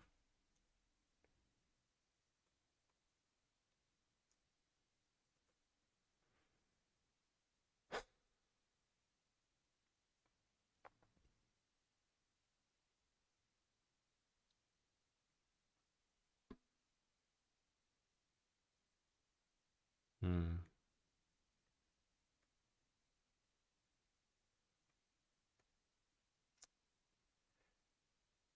Yeah, so here's what I'm... Wait, where do we write the thing about sidekick next? The goal about rescuing sidekick, you wouldn't know that they need rescuing.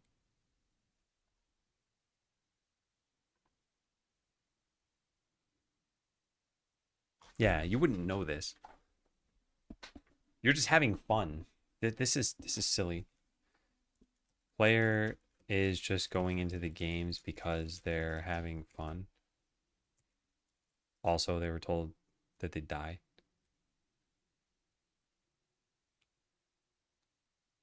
And also doesn't realize they need rescuing at all.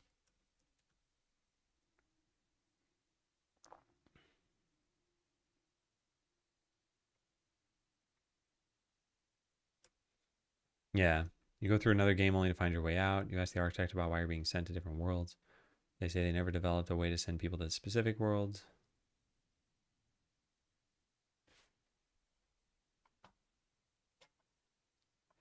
I don't think I ever like fully updated all of this.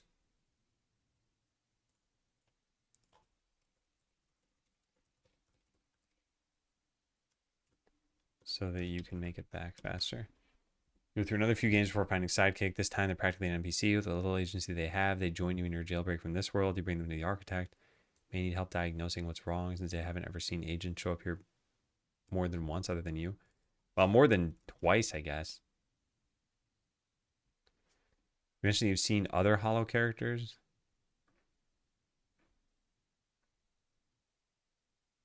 Time is running out.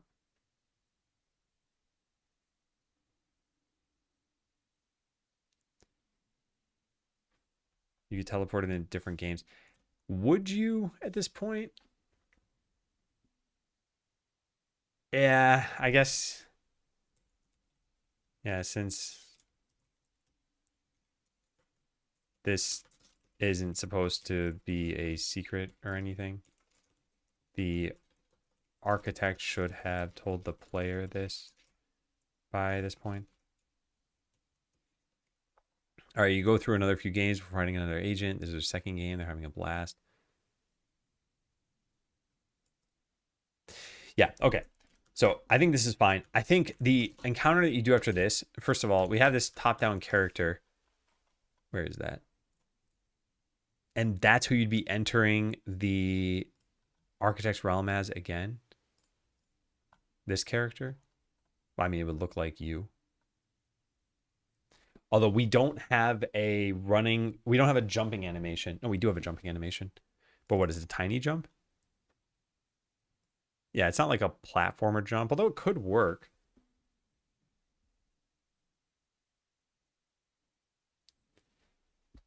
I kind of wanted your intro, like the outside of the architect's office, to be in whatever style of the game you just came from. So when you come from a platformer, it's a platformer. Maybe when you come from the top-down shooter, it's, yeah, some kind of top-down entry and there's a door there.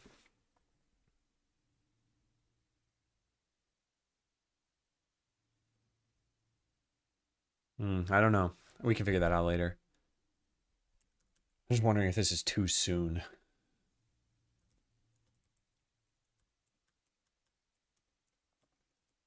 Second time in Architect's Realm with no real explanation. Yeah. I think we'd have to do this. And then Loot Box is just a game you pass through, then Dungeon Racer. Then maybe the next game you'd see someone. How big of a deal is it if I don't end up using this?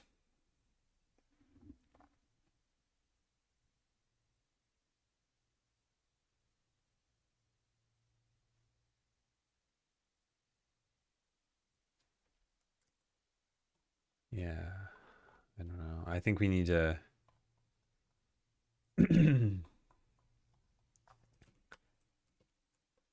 after the farming game, you go into the top-down shooter. You are there alone. Maybe beating the boss was supposed to be impossible. Yeah, like beating the boss was supposed to be impossible. But when you manage to do it, it glitches the game and I don't know, and puts you into a top-down version of the architect's realm. You see the architect, they say you again, and start to banish you. On your way out, you say, wait, I just, and then get teleported. Yeah, into the loot box game. All right, so I think we have enough here. I think the going back to the Architect's Realm is something we probably need to do. Second time in Architect's Realm. I don't think it's going to be that hard to do, though. Because we already have a decent amount of that coded. The only potential problem is the transition into it. And then the last thing we need to answer is you're supposed to meet Sidekick again at some point, but that's after you meet the Architect again. And I don't know when the Architect meeting should happen, like the next one. Maybe after the racing game. Yeah, probably. So you never really go more than like 2 games without something happening here. Take care, Leap Year Girl. Hope you get some rest. Yeah. Maybe this is your 3rd time in the Architect's Realm. And you actually get some answers. Yeah, this is going to expand development by another, at least like a week probably for that time. And I'll need to compose new music probably. All right, well, whatever. Yeah, so let's get back to the original questions that I had here. Pacing. Which people interact with the world? Have we put games next to each other? All right, so how does the momentum feel? How's the momentum feel for the story beats? Are they happening often enough that they're holding people's interest? Are they too frequent? All right, great. Have we captured people's attentions for the games? Are you likely to consider making the playtime of particular subgames longer if it turns out they're really fun? Yeah, this isn't a question we have yet, but probably it will be eventually. Maybe it's worth asking how much it should cost, since that might help determine how long it is and where the story beats are. Actually, I'm not really concerned about cost for this game. I've apparently spent $25 so far. That is pretty minimal. And we got 4 asset packs for that. Well, I guess technically it's kind of hard to say. So like I bought Super Retro World for $50 and I bought the Leo Pause assets for $50 or something. And I'm using them for this too. So it's technically like I spent $125, but yeah, in general, I'm not actually very concerned about this.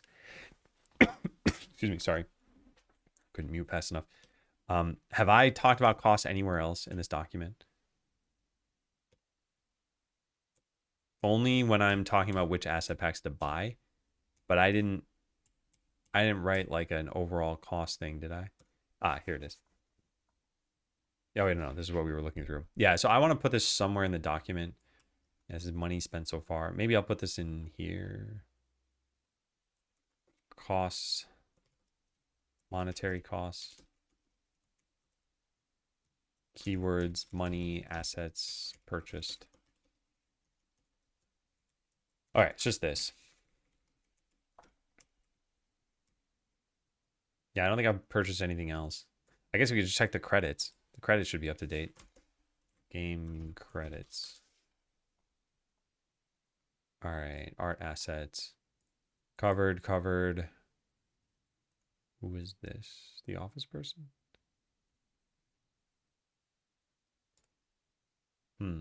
Let's just You know how many lines of code there are in Skeleseller? I don't remember. It was worth 3 good asset packs. Yeah, but it's a really good asset pack. I'm happy with it for sure. Let's go over to here and do clock game source. Skeleseller was 59, well, pretty much 60,000 lines of code. What was I just about to do? Oh, there's Lime Zoo. Okay, no, Farm RPG. Okay, got it. Yeah, I was about to look at the credits over here. So art assets, platform character, farming, office, explosion. Oh, interesting. I bought this a long time ago, though. I'm not counting that. Platformer world. That one was free. And that one was free. Yeah, those are both free. Okay. Yeah, so we've only spent 25.49 so far. I mean, eventually we're going to spend 100 on the Steam fee. Like, I don't know, there are going to be incidental fees here and there. But yeah, I'm not very concerned about this. So I don't think this should be in the questions that we have. What's the budget? Need lots of asset packs. Sure they're complete. Make sure they work well. May need sound assets. Yeah, I don't care about this.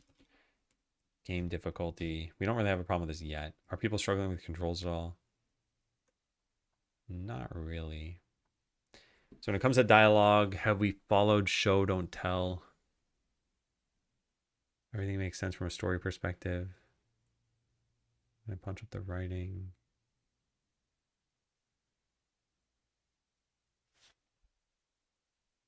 I think that's going to be obvious. Is there enough intrigue after you befriend them? Does it hook people?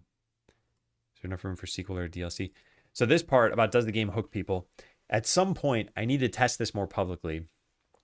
I need to just have a demo that people can play. And if people are talking about it, if wishlists go up, then great. I don't think it's going to be some like... I feel like the big moment in the game so far actually does happen pretty early on. And I think it is impactful. Like, you start the game. I think this is the right amount of time you spend in this game. Yeah, you work your way up to here.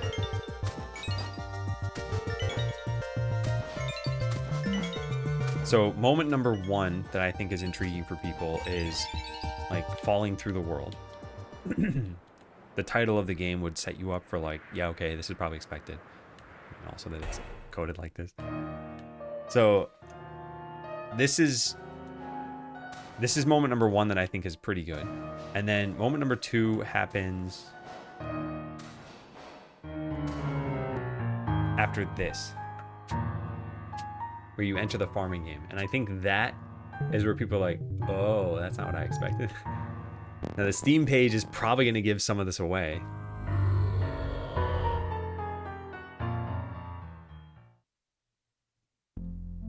Yeah, this.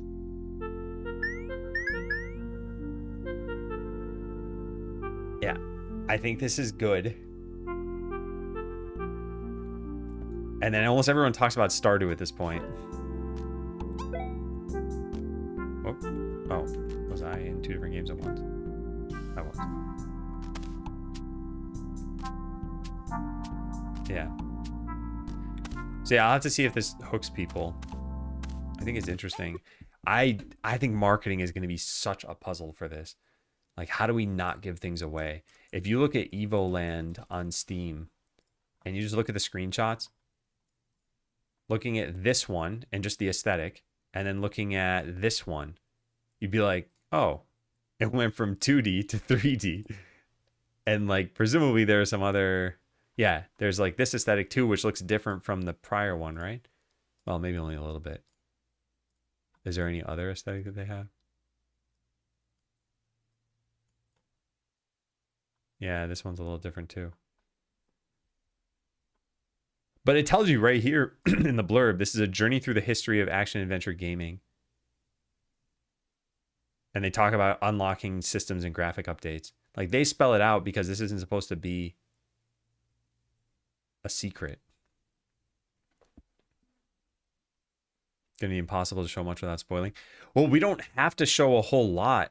In fact, actually, one way of doing this, I don't think this is a good idea. But one way of doing this is to literally just take like 5 screenshots of the platformer and make it seem like that's the whole game. Like, we have a screenshot here. I don't know, like we can even put a part of the level you can just walk to through the side of this. So you can walk through this wall, and then we have other parts of the world that make it look like there are different worlds in the game, and you could technically get there, but they're not expected to be part of it. I don't think it would be good. It would, because people would look at it and be like, this is a platformer.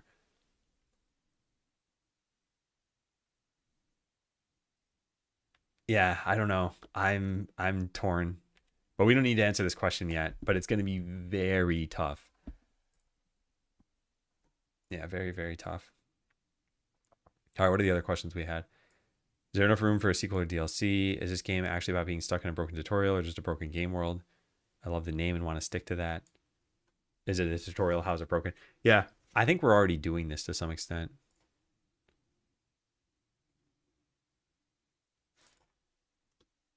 Yeah.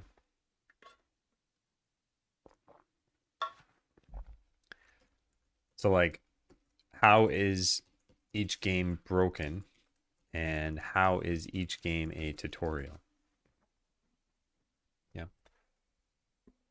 Okay, what else? How do we make fun achievements? We haven't done this yet, so I'm not going to focus on that yet. Would we benefit by adding a special currency to each game? Yeah, do players seek out collectibles? Do they explore parts of the world? Do they continue playing games that are mechanically fun? What would the demo look like? Yeah, okay. Well, we answered as much of that as we can for right now. So the when do you meet sidekick again? Are we saying that this is in the Dungeon Racer game? No, it'd be afterward, right? I mean, at some point you need to find sidekick. Most of the people play or buy a game looking at the screenshots, not the description, right? It's hard to say. I think everyone's a little bit different. But yeah, I don't think many people probably read descriptions. And I know that for a lot of people with Skeleseller, like they did not click read more and read through this stuff. Because I talk about a lot of the complaints of the game here as selling points. Like, hey, this is a finite game. This has, a few hours of gameplay. And a lot of people are like, I wanted hundreds of hours. And it's like, well, it was right here the whole time. So yeah, I think people are probably just looking at screenshots for stuff.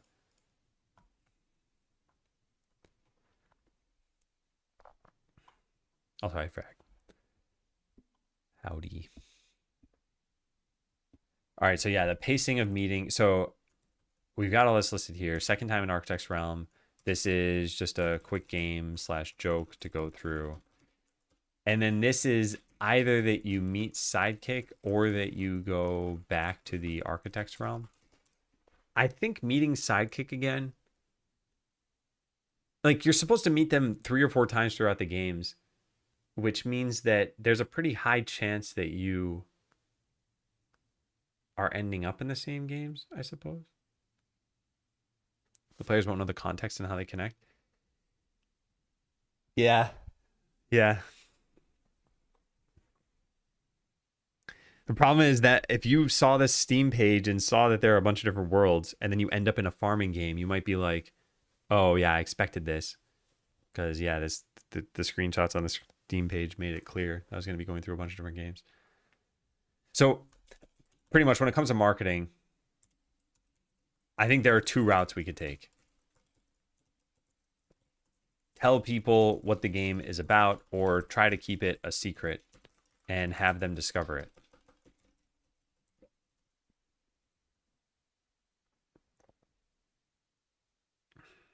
There is no game wrong dimension. Is that on Steam? Oh, wow.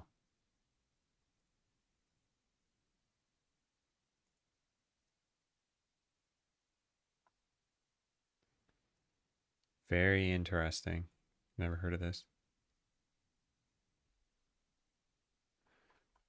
Very interesting. Yeah, this seems very similar. Although it says puzzle, point and click.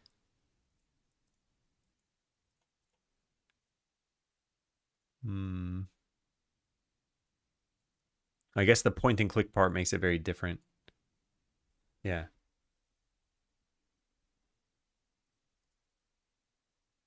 Anyway, I mentioned this on stream before that I don't go looking at other games. So like now that I know this exists, I'm not going to go download it and be like, what did they do? How do I improve on it? I want to just come up with my own ideas. I'm not saying Magnus shouldn't have suggested it or anything. I'm just saying that a lot of people are like, well, now you can go see, right? You can improve on it. It's like, no, that's not the point of making games in my mind.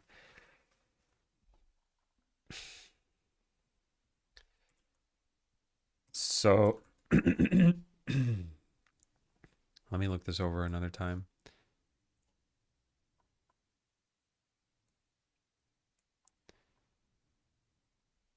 You find this, you find Sidekick again. They're practically an NPC.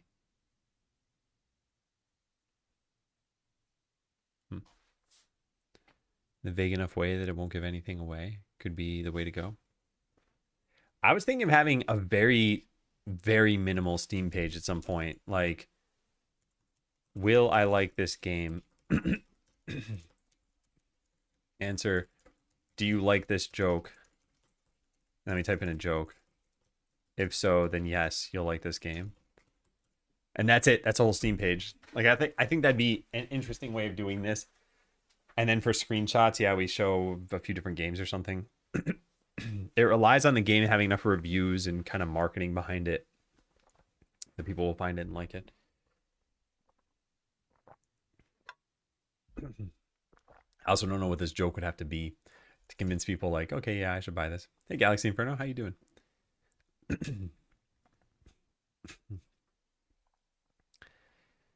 So you make it to the architect in the very first game. You make it back in the third game. They just banish you again. And then if you make it back in the fifth game, then they'll tell you a little bit more about like, hey, you can't actually stay here. And then you go meet Sidekick in another game. Probably 2 games later. A spoiler, what would be the joke for us? I don't have any ideas. Yeah. I think it's got to be a joke that would encapsulate the goofiness and I don't know. It have to be something that subverts game expectations. I mean, most jokes do. And then also probably a gaming related thing.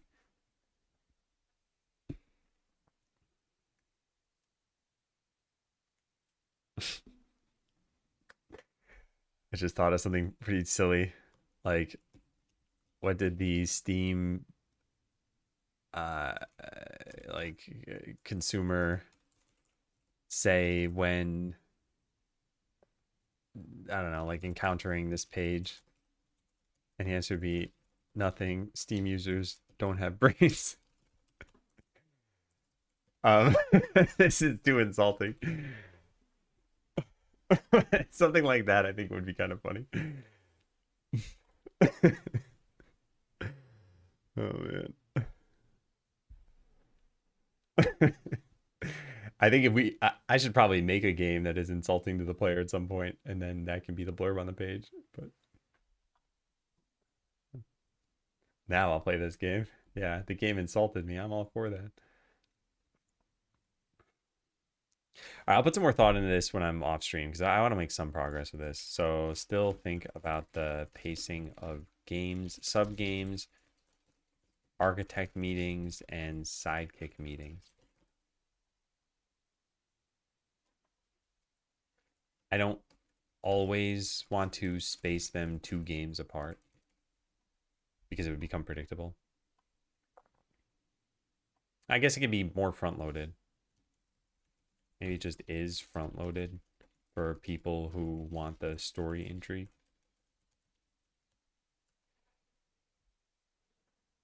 Actually, an idea I just thought of is what if you played as Sidekick at some point and like you tried doing stuff, but you eventually can't and it just starts taking over for you? That could be a very interesting idea. I should write that down.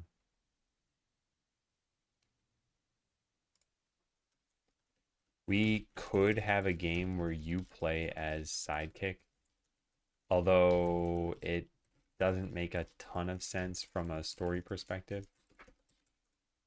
And to indicate that you're losing your agency, it could just take over for you and control the character at some points or skip ahead in time. Oh man, I really like this idea, but I don't like the idea of you playing as Sidekick because it might confuse players into thinking like, wait, I can control other characters.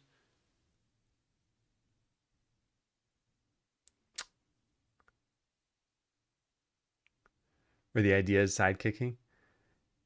Yeah, but you'd have to be sidekick. Do a split puzzle game, two characters control in separate areas. They have to cooperate to solve puzzles. Yeah, as far as what kind of idea you'd have. Oh, I see what you're saying. Like that would give you a diegetic reason for taking over. The problem is like if you have player over here and sidekick over here, for you to control them, is it like you're controlling their mind? Because what I was thinking is more like you are looking from the perspective of sidekick, but like how is this happening in world? Hey Krasner, happy Monday. Same to you. Hope it's a good week. I think it'll be pretty good over here. I want to make progress on stuff that is not direct, like we're gonna further the sub games in this. So I'm gonna take a breather and just kind of tackle some of these sort of unfun tasks and other things. A side gamer sidekick wants to try out the player thing for real, and you have to be the sidekick for a while. Well, like I said, I think my main problem is what's the explanation for you being able to do any of this? So as an example, like I don't just get to be, Krasner for a day. In the real world, I'd have to ask Krasner like, "Hey, what happened with you this weekend and how are you feeling about this thing?" But in this, you would just be another character for a little bit. I don't know. Okay, well, anyway, let's just keep it as an idea. I'm getting sidetracked here. So I've answered all the questions. Now we got to do this stuff. Yeah, when you get back to the architecture realm, when do you meet sidekick again? Where do I develop this as a checkpoint 2? Yeah, let's delete this. I need some other place to put these like random specific game ideas.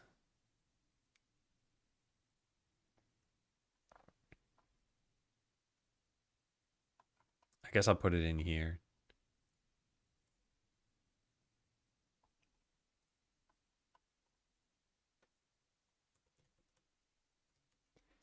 Maybe upon entering the game, your character has a thought bubble with sidekick. Yeah, also, when are we going to do the save system? I wonder if we need to do that soon. We need to figure out how save points are going to work. Yeah. Hey, MK. Off by 1 error. Yeah, I don't know. I'm not super sold on this. The other thing that's potentially difficult is this idea of like you playing a sidekick and having time skip and not being able to pick certain things might be super confusing for the player. Then again, maybe the way we do this is just like, meanwhile, in another game world, ... So like you're not controlling them. Actually, that could be a good way of segueing to that. Yeah.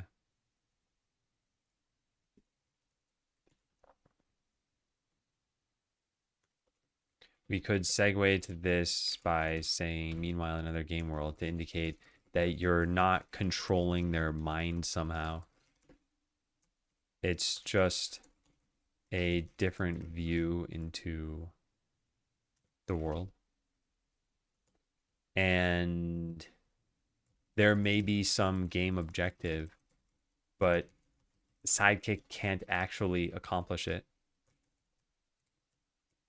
Then player would arrive and easily solve the puzzle. They could see sidekick from their own perspective. Okay, this is very cool. All right. Yeah. They could see sidekick from their own perspective and help them back to the architect. Oh man, I like that a lot. So yeah, imagine it's well, it wouldn't be straightforward because sidekick isn't an idiot, but yeah, that they couldn't solve it for some reason. Okay. I like it. I like it a lot. All right, let's keep going with this stuff. How much have we burned through already? We're down to 23,000 and we started at 20. Oh, we started at 23,000. Okay. Thought that was higher. So we've gotten through 700 characters. All right. Well, that's still something. All right, change the farming drums. Yeah, some of this stuff should happen probably off stream. Maybe I'll just write music stream. And maybe we get to like tasks that can't be tackled now. Maybe I put it at the bottom of the list. This is Skeleseller work. There. Okay, let's keep going. For the demo, we should add diegetic Discord and wishlist buttons. Maybe you can even water them to toggle them to and from a Twitch button. I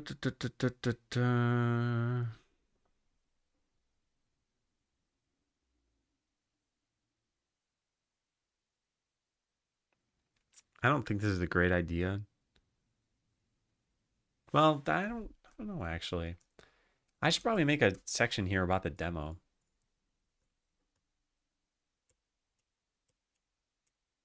Yeah. Let's copy all this out of here. Which high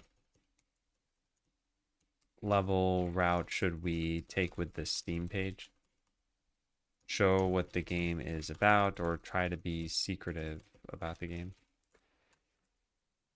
All right, let's go. Demo.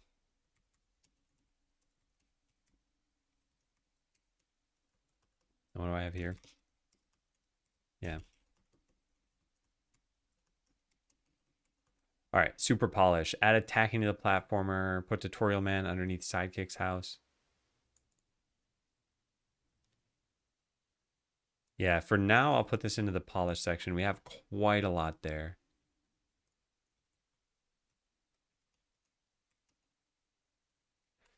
Let's keep going, though. If you're on the settings screen, you press the left stick in the game soft locks. Yeah, I might as well just go fix this now. Where does this happen from? Pause menu, I think. Yeah, here it is.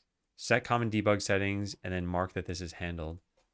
And then this calls hide on the pause menu, but you're not unpaused at that point. Because you're inside the settings screen.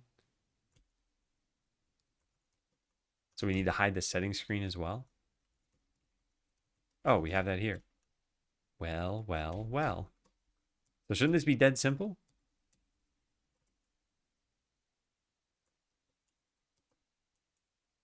Close button I press. Yeah, it should be dead simple. All right, I just do this. Oh, I don't know what happened there. Settings screen dot hide. That should be it. Super polish. A9. Super Polish. You know, I should come up with a different word for polish. All right, so let's try this. No, it's still broken. What did I do wrong? It didn't unpause the game, I guess. What pauses the game? Here it is. But this changes the visibility of this such that it shouldn't be paused anymore. Maybe I need to do this in the opposite order. Does that matter?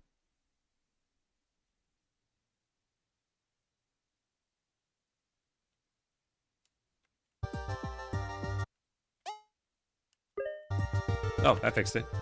Okay, cool. All right, yeah. Fix bug with pressing the left stick. This is just a... Wait, is this just a debug function? Yes. This is a debug function anyway, but the game would soft lock if you paused, entered the settings menu, then pressed the left stick on the controller, because it would hide the pause menu without unpausing. Shouldn't pausing be in the... It doesn't matter. All right, done with that. Easy afternoon tasks. Update yarn spinner. And then file some notes on this. Yeah, this is part of the stabilization. This is why I say this is going to take grit, because there are just a ton of to-do items. They're not really connected. They're not really interesting to do. They're not interesting to watch. but such is life. Both of these issues have been fixed, I think. Let's see. Yeah, closed, completed in this last week. And this one closed, completed in this. So were we able to download a new version of this? How did I even get a version to begin with? Add to do items, do to do items. That's my life. Bug fixes. When was this? May 18th. And when were these things fixed?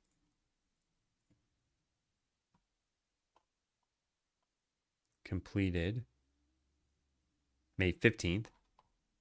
And completed May 15th.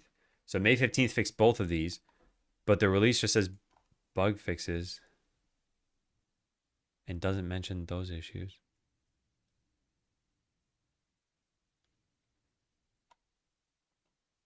Well, I guess we can try them and just see if they're fixed. I don't remember how to update this, though. I don't remember how we even installed it.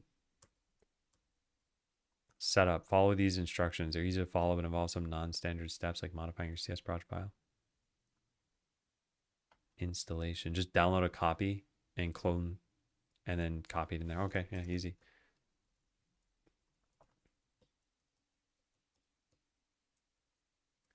Updating the library is the same. Just download from GitHub and copy into your project. Could see if the commits show up in the release. Yeah, I was thinking of just trying this out, and if it works, it works.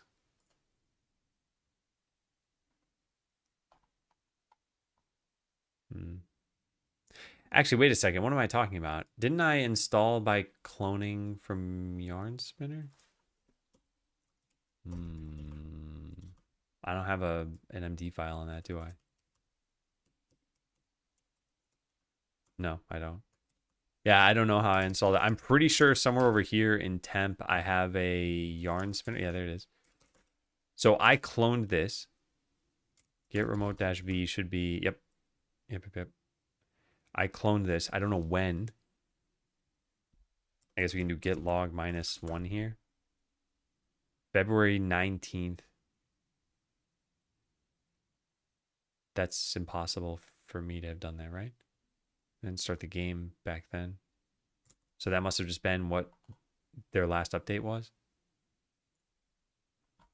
So if we look at the history, we'll see some from last week, but then nothing until like February. Oh, yeah, that's true. Yeah, February 19th all the way up until March or May 15th. Yeah, so then that's probably how I did this. Oh, there's a version on the 15th and it lists my issues? I see. I just skipped that. Was it GR to go to releases? I don't know because that's not working.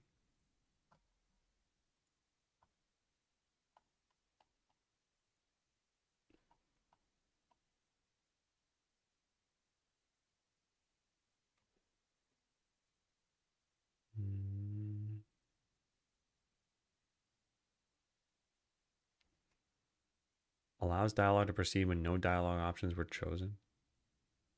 Breaking change. API for returning diagnostics. That's changed. I don't think I used that. Add redesigned iAsync typewriter functionality. Basic typewriter is removed. Letter, word, and instant.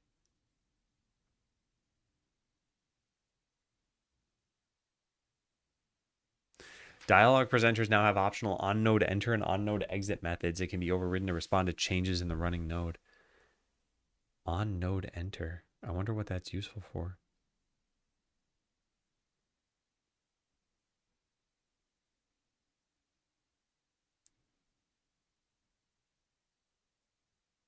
Interesting. Hey, Kojen. Okay, so we got to update this and we got to figure out what these things do. Update my notes on how to update Yarn Spinner. Make an MD file or something. I want to know whether I pull from releases or just clone the whole repo. And then figure out what this is for. Should I be using it? All right. Well, we've got our task cut out for us. And some of these are going to expand quite a lot. This is why I wanted to spend a couple weeks doing this, because I'm already getting a little bit antsy. Like, I don't want to be doing this for a couple weeks. I knew I needed to convince myself to do that. But I got to take a break for now. So is it jump time?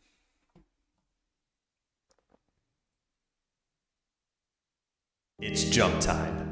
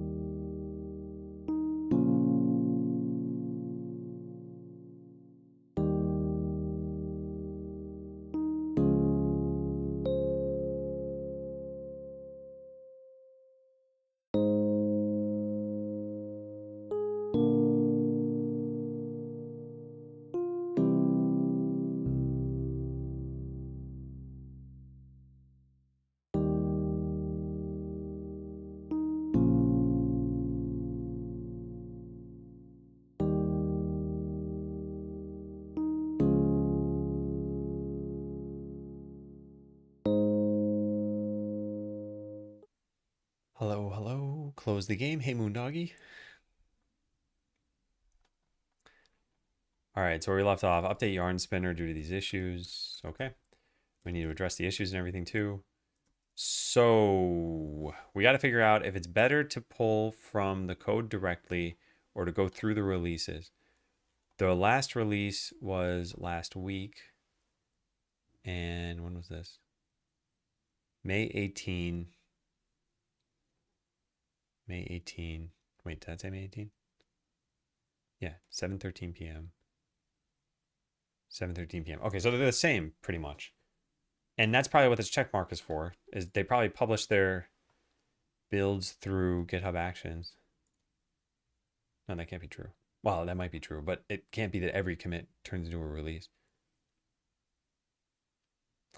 Update plugin version. Okay, yeah. I think we're going to just clone from here because I don't think it probably makes too much of a difference. So let's go get started on this. Where is the README? Here it is. Is this inside of a documentation folder? Uh-oh. Where is this located? Finder, reveal in Finder. Oh, the README's there. Okay, okay. We only have 3 MD files. I don't have any docs folder then? I do have a docs folder. Sounds. Sounds.md. All right, so I'm going to add in a new one here. Add new. Is there a markdown file? Just file, I guess. We'll call this yarnspinner.md. Cool. Great. Okay, so yarn spinner updating. So in my case, I guess I'm just going to clone. So I've copied code from the cloned GitHub repo because they're usually, actually that's kind of silly, right? I should just copy from their release. Yeah, I should just download the release thing that they have.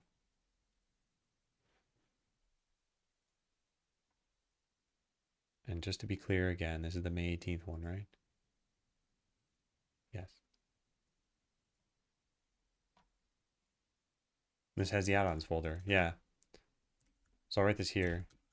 So go to this page.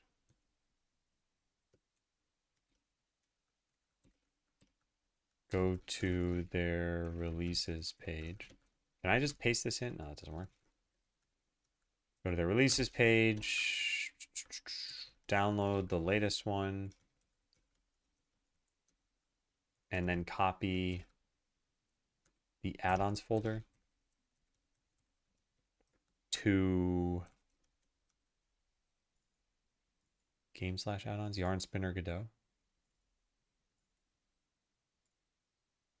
Yeah, I think we should just do this. In fact, let's just delete the old one and then copy this over there.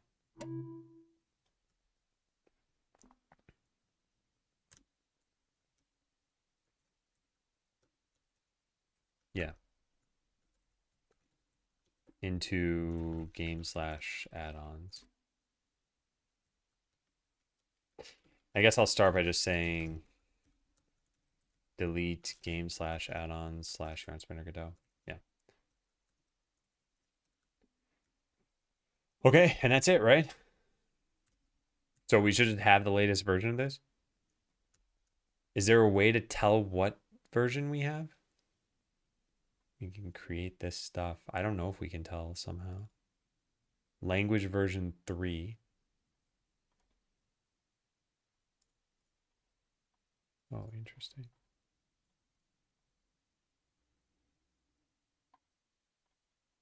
Yeah, beyond that, I can't tell. Can you see it in here somewhere? I don't know. I don't know where you do this. Maybe we could just look through there. The thing I'm trying to look at is they have a commit that said they've updated the plugin version. Where is this?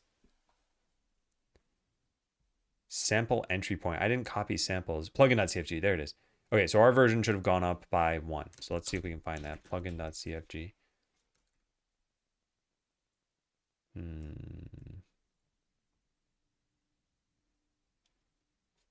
guess I'll just find it through here. Game, add-ons, yarn spinner, plugin.cfg. Yeah, there it is. Okay, so let's write this down in here too. And then open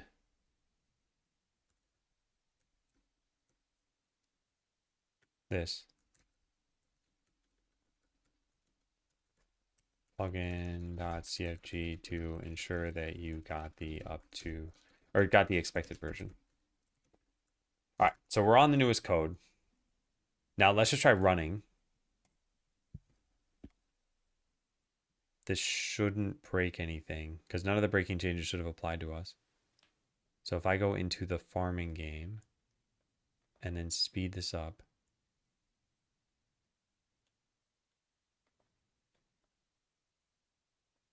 this is not advancing correctly. Oh, and it's deleting the text too, man. Hey, Kuna.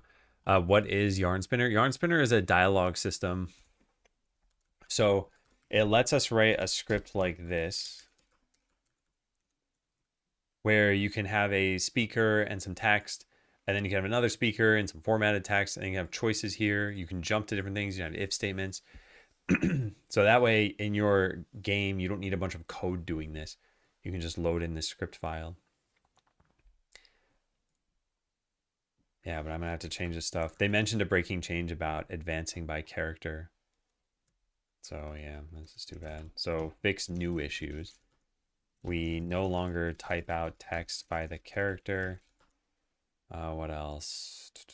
When a choice is showing, the prior dialogue no longer shows. Yeah, this is this is bad. Bad, bad, bad. Low control flags. Okay, let's enter the farming game by default. And let's go figure out what changed in this scene. Oops, that was supposed to be farm game. Here it is. Maybe something got unset over here. That all looks fine. That's fine. That's probably fine. Presenter control is not set. We probably need to set this. Yeah, any variables that change names would have caused this to be a problem. Any other things here? So far, no. And I guess I need scripts for it to have anything anyway, right? What about this? That's fine. That's fine. That's fine. Yeah, all right, maybe that fixed it. Let's try that. I don't know which one of the issues it would have fixed. So they come over, they talk to me. No, okay, so text is still just spewing out all at once.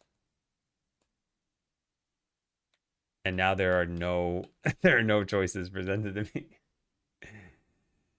This is bad. This is really bad. Maybe presenter control was never set over here intentionally, but I find that hard to believe. I guess we can just look at our... Whoa, we have a ton of changes. Oh, but these are all the add-ons. I want to look at everything that's not in add-ons. Oh, how fun. How fun. So those two things changed. I know about that. But the scene didn't change. So we never had this set to begin with.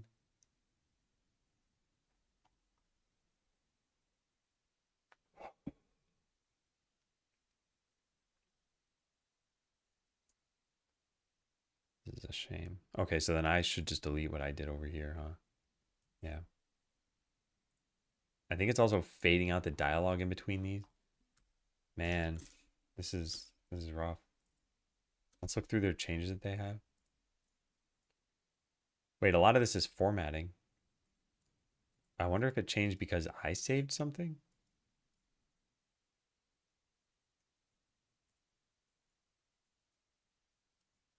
Hmm.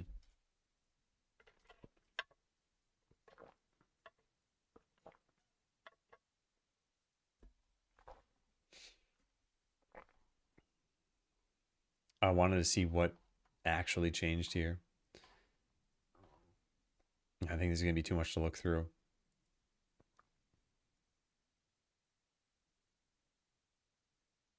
They added a random new line to basic marker.cs. Is that actually true? Because if so, this is not great. Yeah, they did add a random new line here. So in the history, this thing got modified by that one line.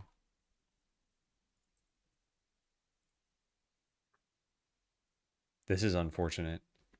This is very unfortunate. Like, presumably this was an accident or something that got checked in.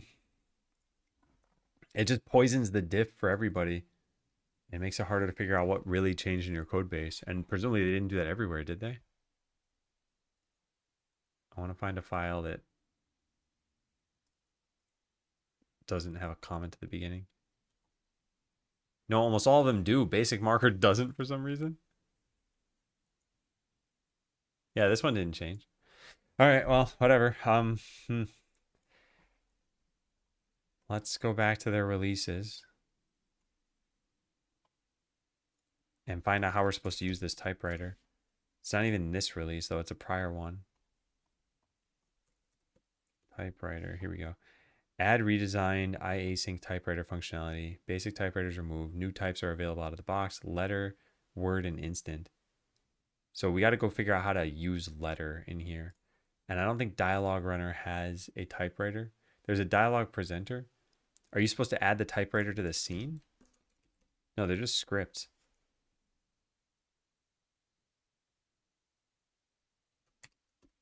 Letter typewriter. How does this work?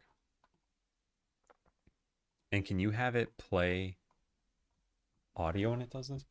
Collection of iAction markup handler objects that should be invoked as needed. Interesting. So you probably can. On character will appear. Here it is. Is this for typewriters?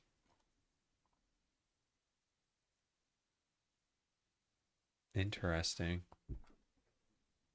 Interesting indeed. So I think we could play audio with that. How do we use this though? Run typewriter. Yeah, how do we use this?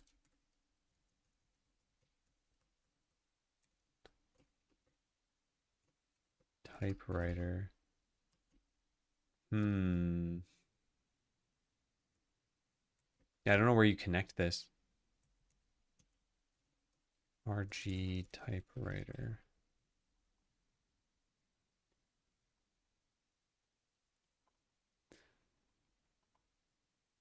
Line presenter. Line presenter has one? I didn't see that. Is a typewriter in here? Is it supposed to be presenter control and I just need to make it a typewriter?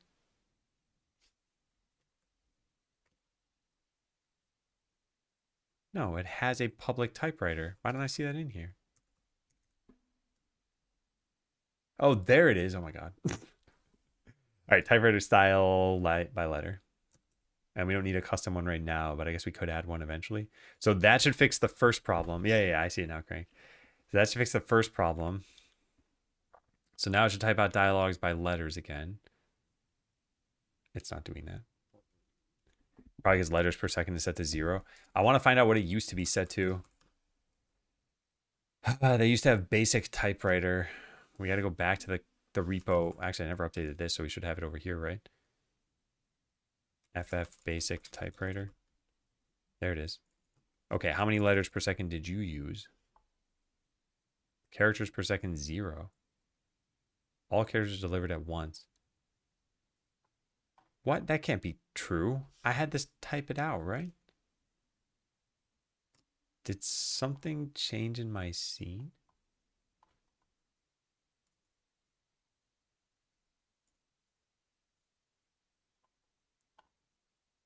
I don't know what this was set to.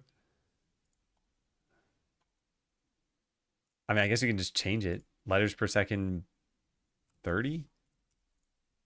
That seems like a lot. I'd love for this to get to the dialogue a little bit sooner. No, it's not even working.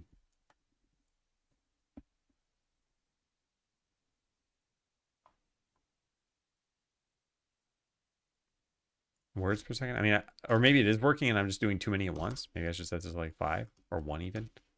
1 should be very, very slow. Oh, yeah, let's try that out. This will at least prove to us whether it's working. What? Error opening gamepad. Couldn't load stick calibration. This happens every once in a while. I don't know what causes that. And then now it's just fixed. Yeah. Low. Okay, so it's working. And yeah, you can speed this up. But yeah, now the choice is disappearing at the end of this. And we got to figure out why that's happening. So what should this be set to? I don't know, 5?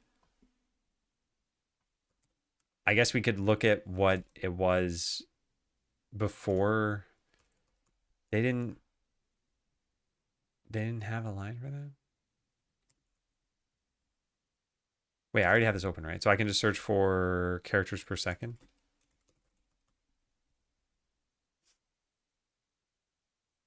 Typewriter effect speed. Okay, where's that? 60. 60 can't be right. Because when I set it to 30, we didn't see anything. But I guess I also had words per second set.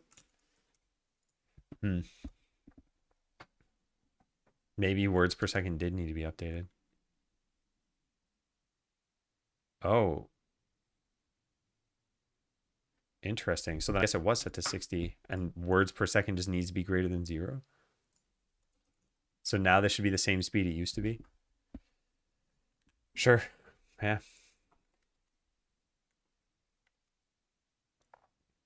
That's not true. Yeah, that's not true. I think words per second is changing something. Even though I have it set to by letter. Yeah, this doesn't make any sense. I wonder if this is a bug.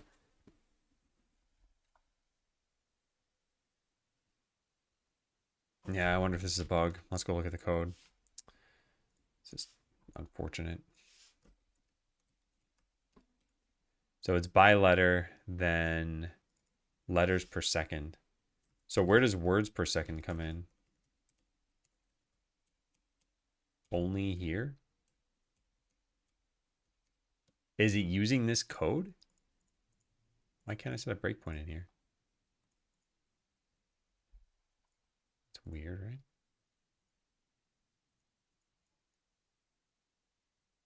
In my own code, I also can't set a breakpoint. What happened?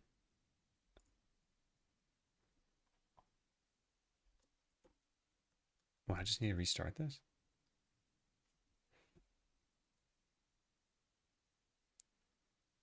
I don't think I've seen where I can't set a breakpoint.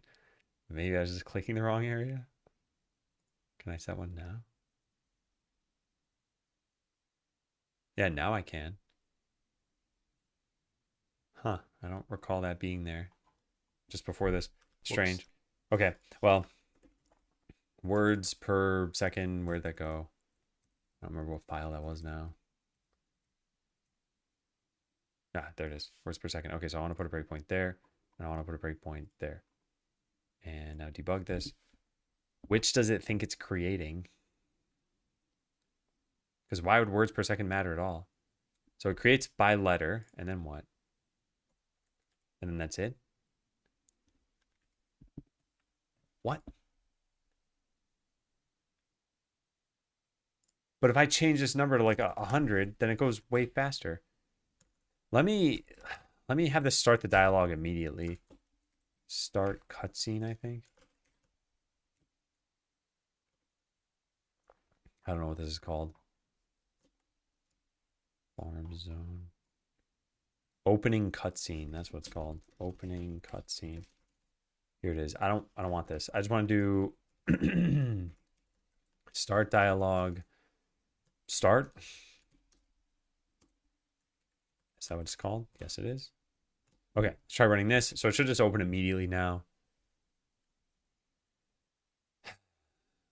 I have words per minute or words per second set to 100. So if it's like blazing through the dialogue, then we know that it's somehow using words per second, even though it shouldn't be using it at all. Yeah. Nope. Now it's fine. So it isn't using that. Why did I think that was making a change then? Strange. Hey, Monk. How do you feel? How do you deal with code optimization for performance to change things later? So in general, I try to abide by like don't prematurely optimize. And then once you do try optimizing, measure first. So this is what we did for Skeleseller. There were some areas where I was like, okay, this is not hitting the performance we need. And we detected a problem, right? So I tried on Steam Deck and I thought, okay, we're getting frame drops or lower frame rate than we should. So I was like, okay, there is a problem. So now we know we're addressing something real and not just a, well, maybe this could theoretically be better. So then I started looking into it and I measured performance using .trace. And then I measured allocations using .memory. And then we just looked at the biggest offenders for these and did something about it. And the one thing that I think is potentially worthwhile to know is like what pitfalls do you encounter across your project that you could potentially stop yourself from doing in the future? As an example, allocations are typically bad for games because at least for C Sharp, we have garbage collection and you don't tend to control when the garbage collector runs. So if let's say you allocate 10 things every frame, at some point the collector comes a call in here and it'll spend 70 milliseconds running, and 70 milliseconds is several frames that you could have had. So you'll see a stutter there. So one of the ways you can avoid this is by just trying not to allocate in the middle of your game loop. And yeah, so what we started doing here is we have a Godot string names, for example. Where is that? Yeah, here. Like these lines should all have blue on them. Yeah, this blue here, implicit conversion. This is an allocation that's happening, but we make it only once. So these allocations will happen at startup time, and they'll actually never get deallocated unless you close the game. So yeah, but a lot of people will write Godot C# code with something like this. If input, I forgot what it's called, but like is just pressed, like UI jump or something like that. This looks totally innocuous in C# because in C# you'd be like, oh, this is a string, right? It's just going to be somewhere in a constant part of the memory. But this is converted to some Godot object every single frame that you try calling this. So yeah, it's like, okay, well, I'm not prematurely optimizing by doing this because we already know it's a problem. And also the solution is dead simple. But yeah, for some cases, it's like, well, you've got a character who's moving and maybe they're checking every node in the scene. It's like, well, you might only have 7 nodes, so it's okay. Just check them all every frame. Who cares? Thanks for answering. It's paralyzing my development. So if you're encountering problems that are, you determine them to be an issue, then it paralyzing your development might actually be a good thing right now. But if it's because you're like, well, this could be better, so I'm going to tackle it now, yeah, that you should try to move on from. But if you're making, let's say, I don't know, some kind of like image processing tool, and you pass in an image and it takes like 47 minutes for it to process, it's like, that's a real performance problem. It's not prematurely optimizing if you're like, this should run in, 12 milliseconds. That's just an issue. So then, yeah, that becomes like bug number 1 for you to fix. The problem is when you have it taking 14 milliseconds, you're like, well, it should take 12 milliseconds. It's like, maybe that doesn't matter. If you're processing, a million images, yeah, that'll probably matter.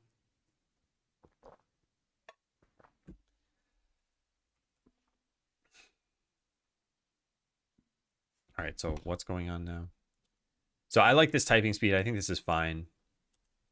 But I don't like that this is disappearing at the end. And I don't know what they changed to cause that to happen. So we got to go figure out why. I almost wonder if we should just ask AI to do this. Yeah, I guess let's just do it and see what happens.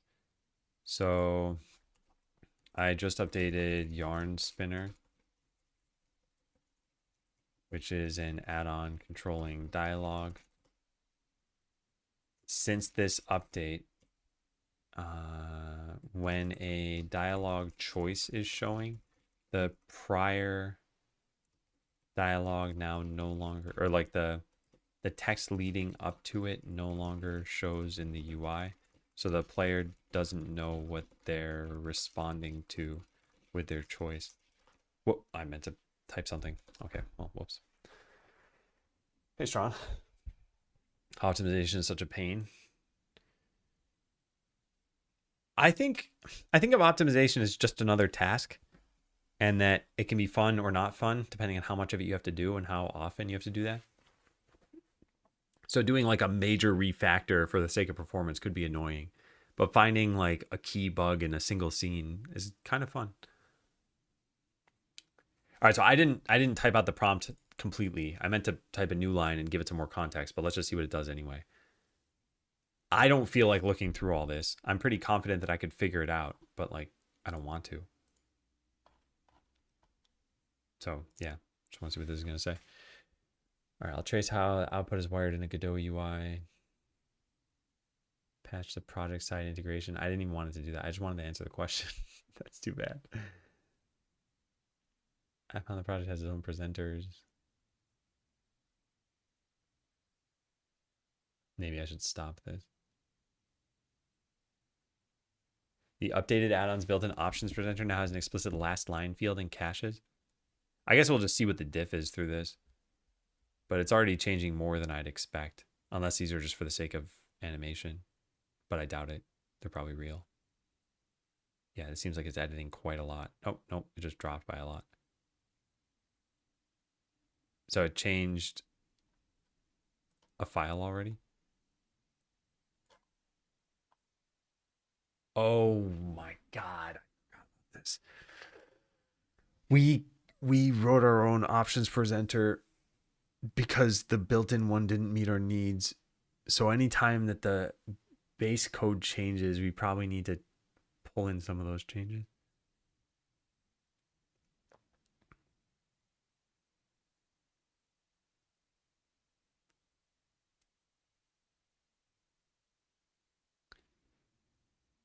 Oh man.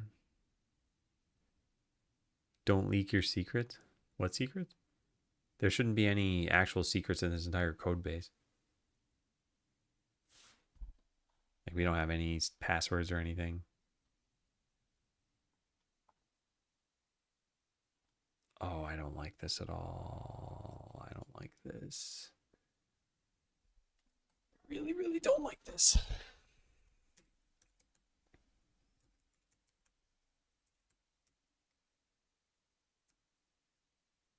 Okay, and then we made some custom classes that are based on yarn spinners. Like we have our own what options presenter.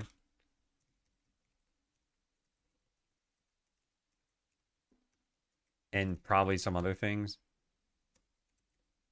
Oh man, I don't like this. I really don't like this. Option item, line presenter, dialog container fader, option item, yeah. We may want to look at the original classes to see if we should port over any logic.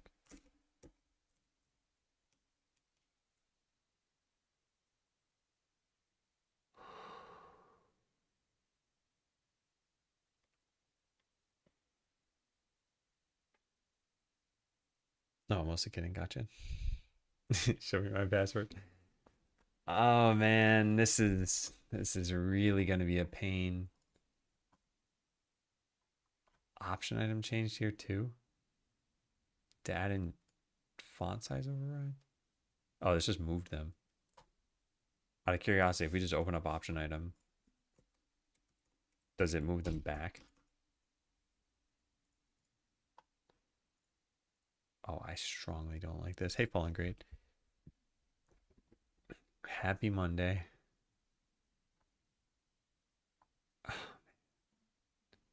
Yeah, so what did this thing try to do here? Show lasting line. I don't want to do this. They have a lasting line option. I just don't want it to delete the lines that we already had. Like I don't want any of these changes.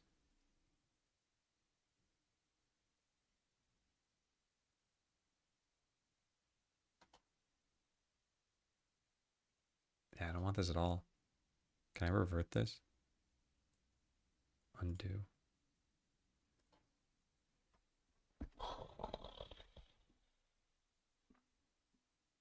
So where's, can you sort this by directory? There's some way to do that. I forgot how. Group by directory. There we go. Game source. Yeah, so these are my changes. Then these are the ones of the add-on.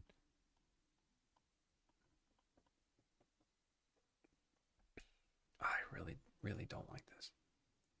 This is exactly the stuff I don't want to be doing. All right. Well, let's see. So in options presenter, they changed a bunch of stuff. We got to find out what. If all of options are unavailable, then we need to return null. No options are displayed. They may all be unavailable.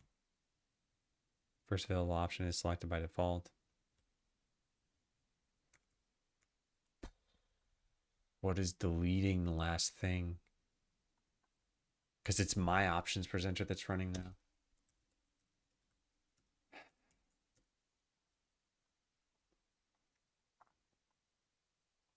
What did I write at the top? automatable form of this. It also doesn't have some of the properties I just didn't want, like seeing the last line of text. Something's causing it to just clear this though. So if I say yes here, you stare blankly. Didn't your grandpa give you this farm? So here is screenshot number 1. And then I press the button. Now here's screenshot number 2. So yeah, that's our problem. We're going from this to showing the choice and deleting the last line. So maybe we start with dialog runner and look at where the options presenter is.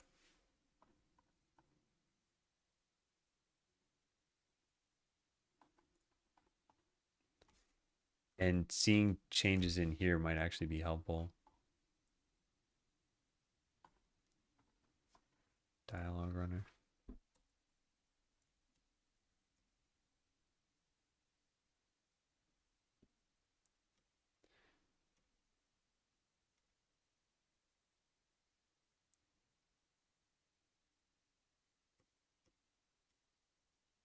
Yeah.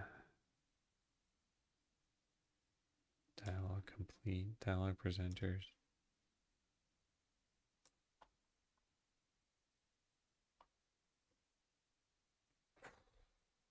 I don't see any problem here.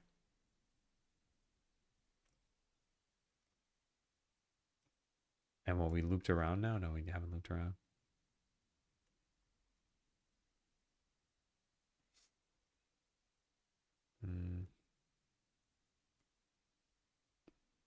Shouldn't there be a run options thing somewhere? Run options async? Where does this happen?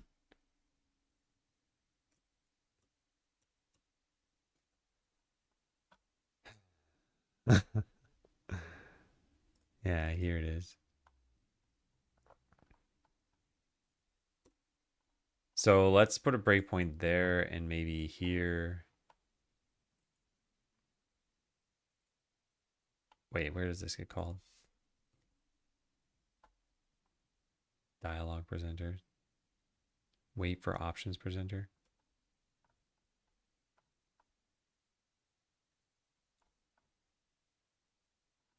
Oh, I don't like this. I really, really don't like this. So this probably never gets hit.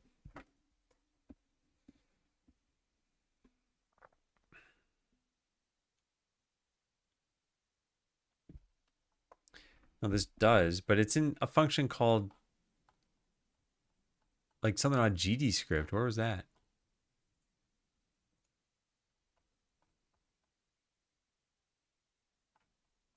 Where is this? Yeah, wait for GD script presenter. That's why I thought this wouldn't get called. I don't know what that means then. GD script presenter.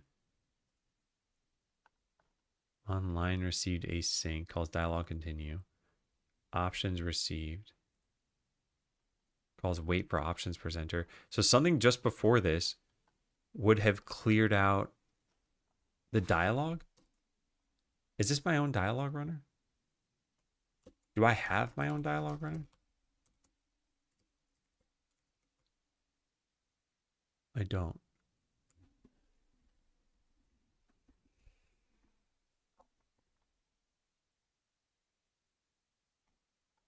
Where did they do that last line stuff?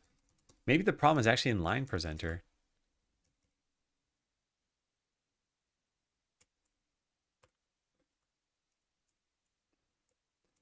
They just wait. Something is advancing this.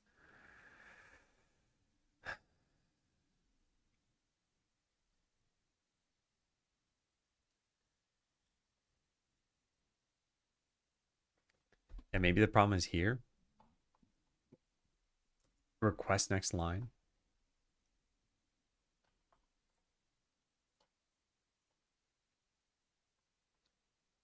I don't know. Yeah, I've got to finish looking through this stuff. So there's the typewriter here. We set up the typewriter. Show character name in line view. This part's fine.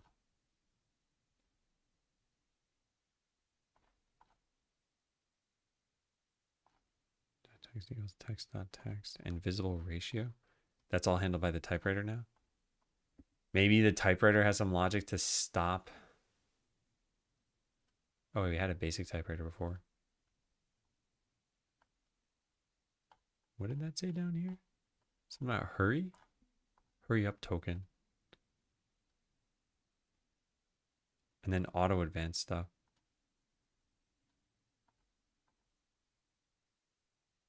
Content will dismiss. Called right before the content will be hidden. Okay, that's our problem. Why are we doing this here?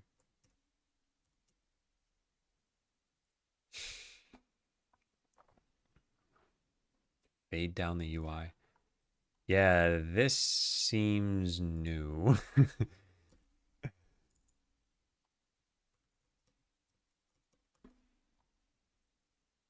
Online will dismiss. It used to be action markup handlers that would handle this. And if I had a processor, I probably customized it to not do this.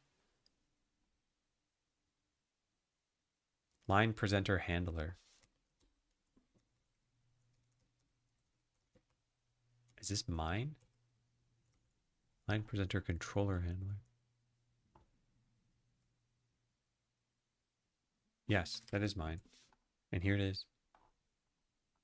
What is the comment for this? Advances the dialogue and allows choosing options via a joypad. All right. So if I'm not mistaken here, it's possible that I am mistaken. Will dismiss. So we used to call processor online will dismiss, which I probably didn't do anything about. And now they say content will dismiss on the typewriter. So I might need a custom typewriter for this. And content did dismiss. Because this is all the same. Although maybe none of the implementations of this actually do anything.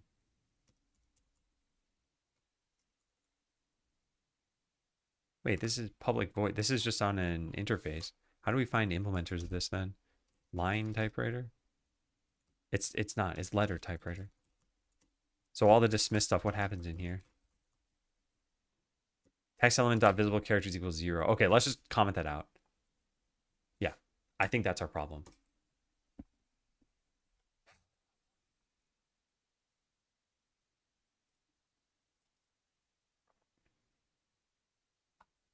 All right, so is this fixed? Yes, it's fixed. Wow, look at that. I said we'd eventually find it.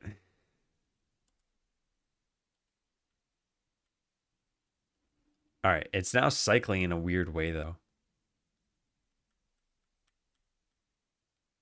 Yeah, no matter what I choose, it's going back to you stare blankly. And this we need to, whatever I just fixed, yeah, this we need to like properly fix this. Probably need to make a custom typewriter that doesn't hide the current line.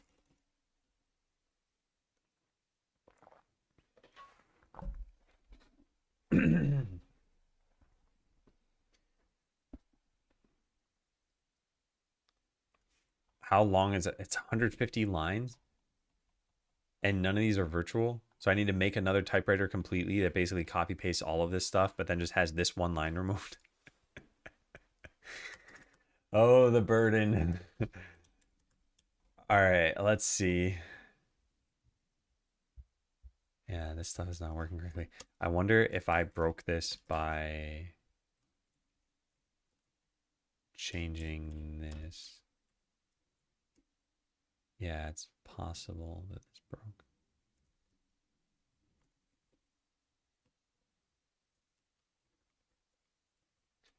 So if this works, then we at least know we can get to a point in the code where it's going to work again. But I'm concerned that we're stuck in some infinite loop with dialogue here. So they say, hello, welcome to Moondrop Village. You must be player. You stare blankly. Didn't your grandpa give you this farm? I choose yes. And it says you stare blankly again. So yeah, something's going wrong there. So we're looping no matter what. So it doesn't have to do with how we started this. So this jumps to yes. Yes is down here. It's not actually jumping there for some reason. It's going back up to this. It's like it's restarting. What if I go immediately after this, jump to yes? What happens now? Like our jump's not working?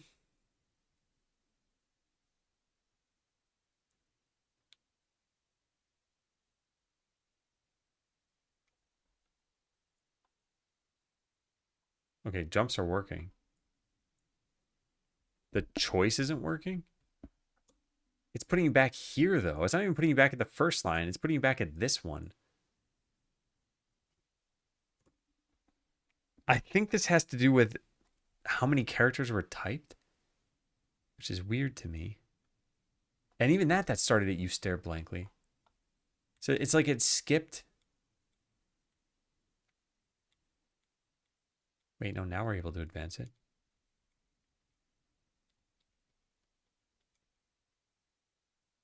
What?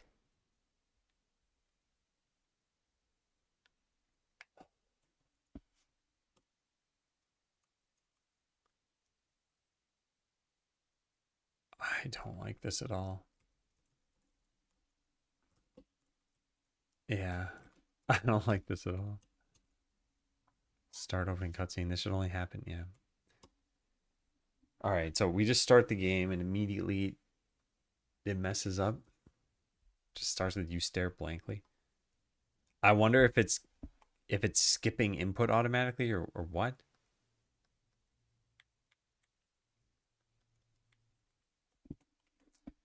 So bizarre. What if it's a spacing issue? Like, what if I just need to do that? Because I'm okay with that. I don't need those spaces to be there. I doubt this is the problem. Yeah.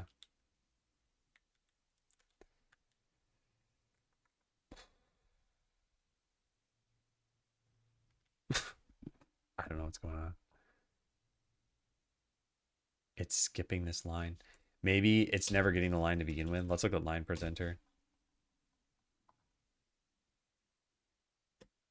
So I don't have my own line presenter. That's another thing I could have changed. I could make my own line presenter or I could make my own typewriter. I think make my own typewriter is probably better. But yeah, where do we show the line? Here, line.text. All right, so let's just put a breakpoint there. Hello, breakpoint there.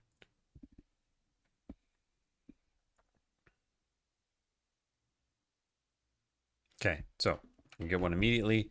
Line.text is equal to hello and welcome to Moondrop Village. So this is not showing for us. So we got to find out why it's not.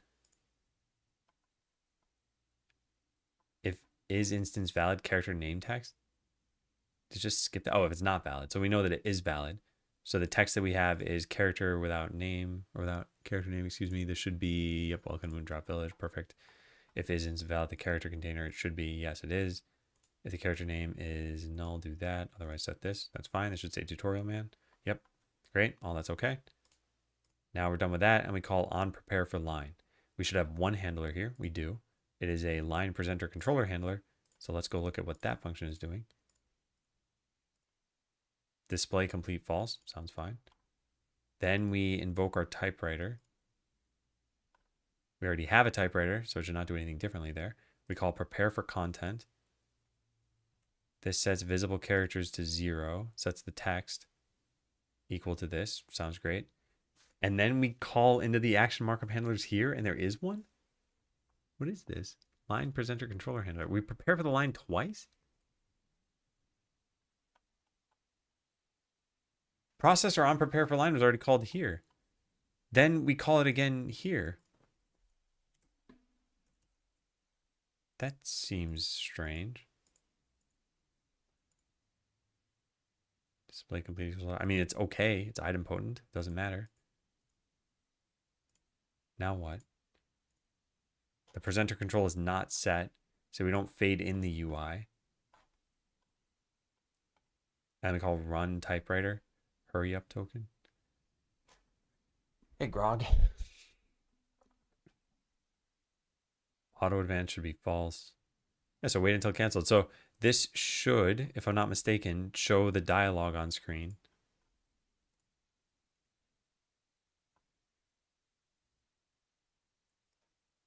And then what happens?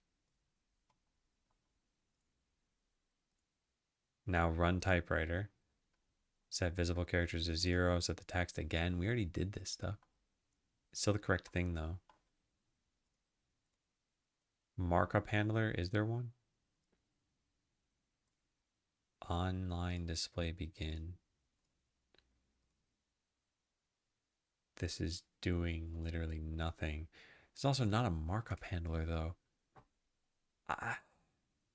Well, maybe that's what they call them. Characters per second. Sure. Visible character count.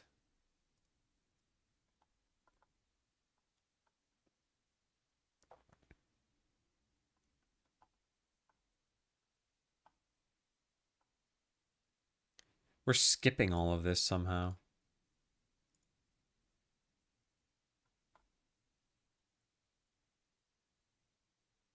Now we're on another line all of a sudden. No, it's the same line. What's calling this now? Did runline async get called multiple times?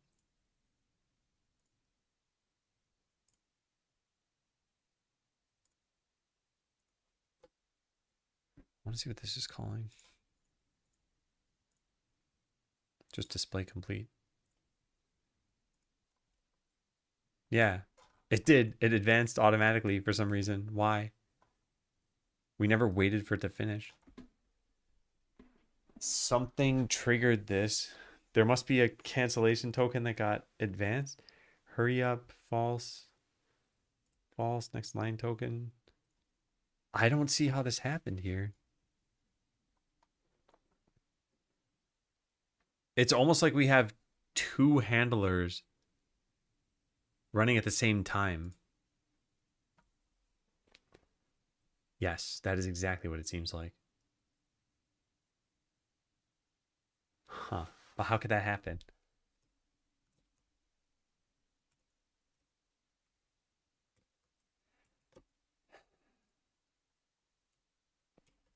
Just needed a letter typewriter. And then we're skipping lines of text and looping somehow. It's like a handler is being invoked multiple times. So this one was from here, the bottom of this, letter typewriter was setting the number of typed characters to 0.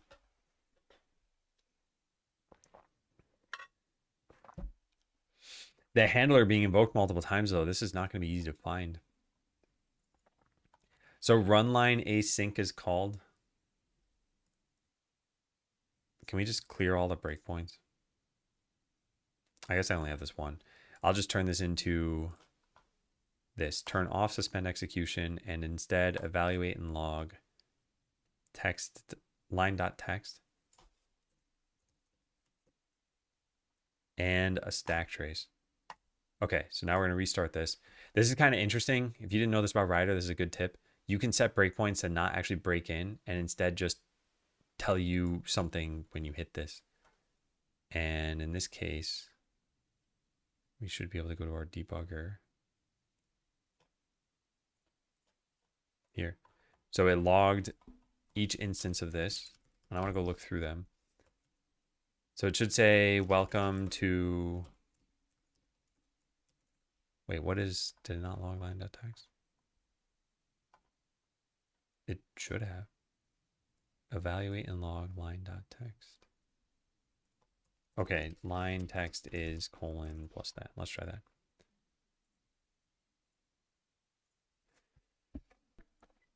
You never change your font or theme? Yeah, I like the font and theme. Do you change it often? Empty code?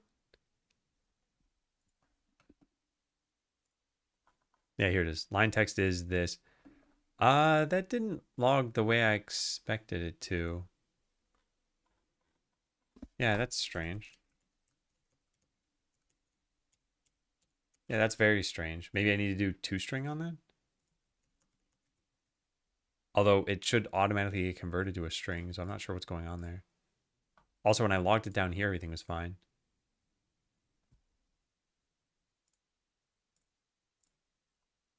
Yeah, what is going on? All right, let me set an actual breakpoint here. This is not supposed to be the hard part of this. Line dot text. Oh, dot text. Okay, there are two dot texts here. All right, that's unfortunate. All right, so line dot text dot text. You can understand why I was confused about that. What's stabilization mode? I've got it in the today command that talks a little bit more about this. So yeah, it's just doing a bunch of the like unfun polish level, bug fix level tools and I don't know, paying off tech debt stuff. But hey, 7 CCHG. All right, so what happened here?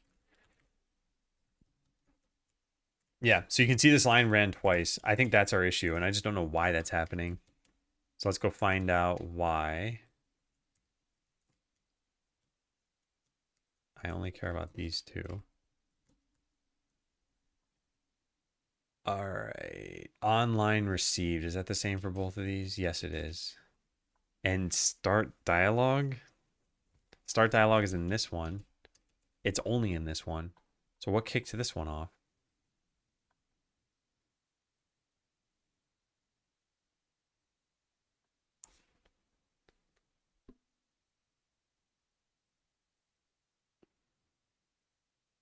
A next frame call in yarn task? I mean, this isn't really what started this. Signal awaiter.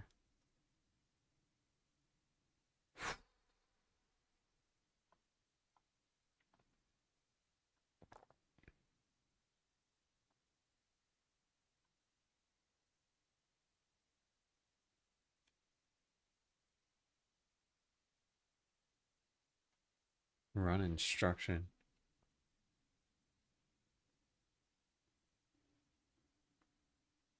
Shouldn't do this. Has anyone filed an issue on this? I don't think there are a lot of people using this library. This particular, like the Godot C# version. Because like this is so bizarre. It's like, yeah, start dialogue is called here and it shows our text. But then something else is calling this function. Run line async. And we got to figure out what's calling that.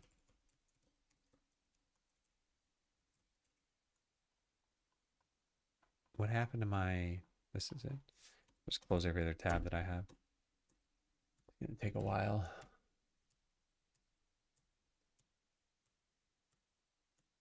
And two more. There we go. So run line async is called from run localized line. Where's the beginning of the dialogue runner in here? Here it is. Run line and invoke completion. What is that?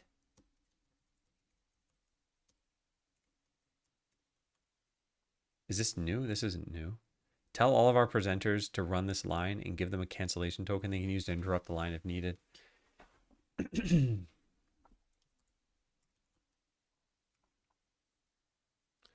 So up here we call start dialogue and then just online received.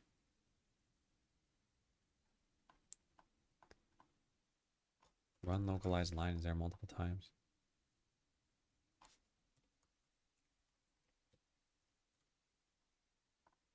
If run selected option is line. What? What is this? Does this default to true?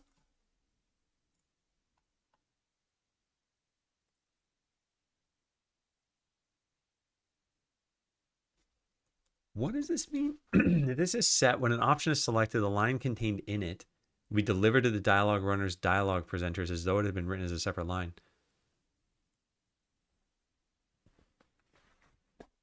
I really don't like this.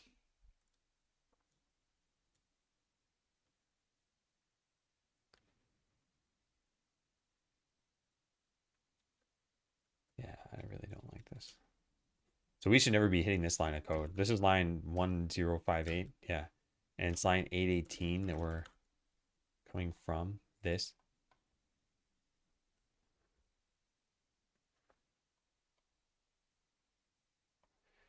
And where's the other one? I don't want to add in lines here. I don't want to do any of this stuff. Line 724. Is this the same function? No, it's a different function.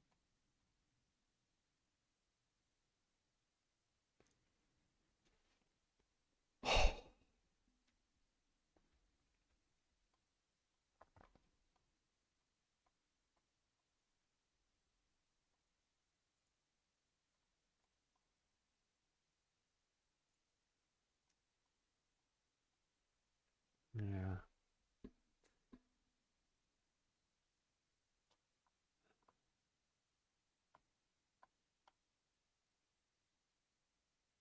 I'm still not certain if this is a bug in the library or something I'm doing wrong. Like, things did change in this release. This we accounted for. This I don't think we ever used.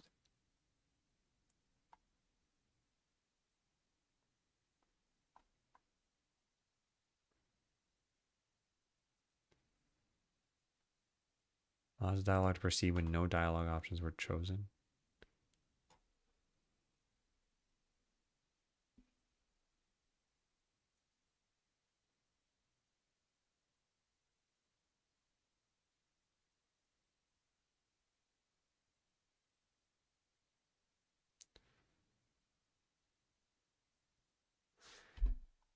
Man.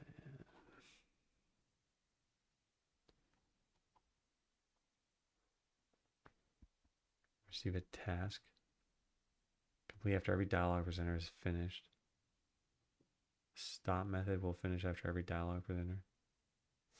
Wait, this is new too. The more async thing. You get a task back? Did they mention this here?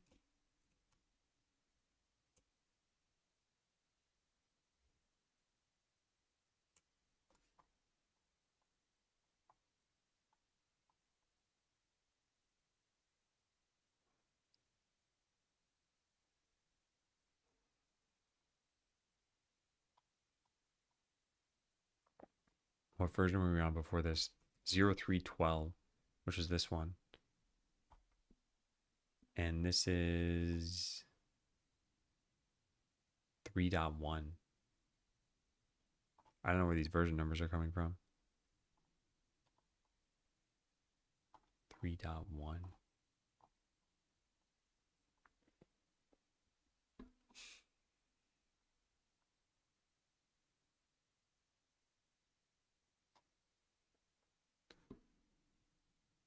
Unless you're getting to signal that you want to hurry up the presentation of your dialogue option.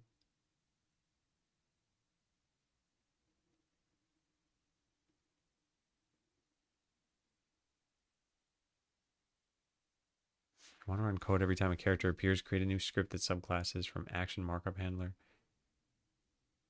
On character will appear. Yeah, this is how we would handle.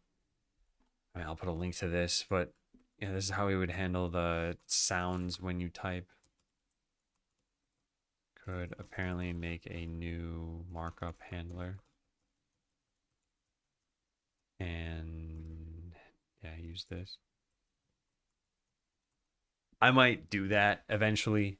I like the idea. I already had it on my list, but God, I want to figure out this problem, this set of problems. Man, what's happening? What's happening is I start my scene and it immediately goes to you stare blankly, which is the second line here. And the reason why this is happening, I'm pretty sure, is because something is calling like next line twice. And we have the stack traces for these. So the first one is I call start dialogue. This is what's expected, which calls online received, which shows hello, welcome to Moondrop Village. Then just automatically the same thing happens again, but this time it's from online received. And I'm guessing like one of these like skips the next line or skips to the next line. I don't know exactly. But it's hard to tell where this is coming from. I mean, maybe this is what I should just type into Chat GPT at this point. Oh man, I don't like this.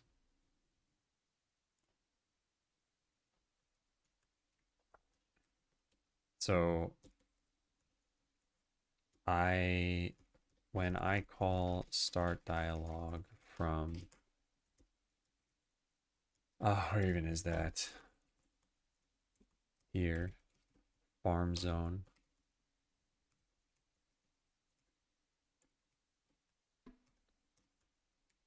I end up seeing the second line of dialogue from farm.yarn.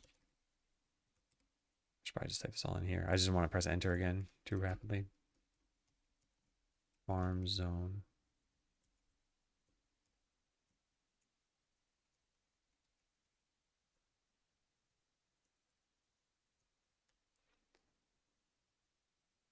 I printed out these stack traces from, this should be set to like plan, right? Yeah, plan mode. What is pursue goal? I don't know. I printed out the stack trace from where?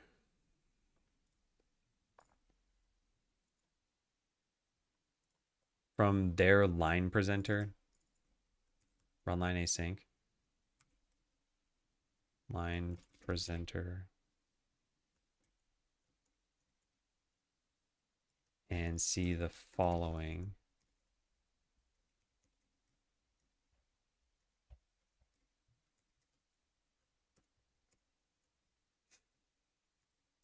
Stack 1 expected. Can you like full screen this or something?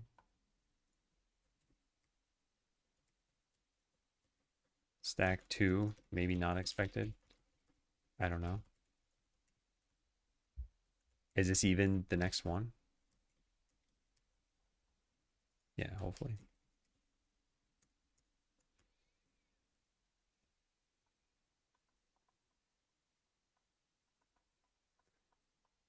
Stack 1, stack 2. What is causing the first line to be skipped?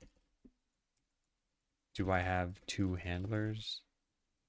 Is there some bug in the updated yarn spinner add-on? Also, what is my usage so far out of just asking these questions? It's probably pretty low. Yeah, it's low. Yeah, yeah,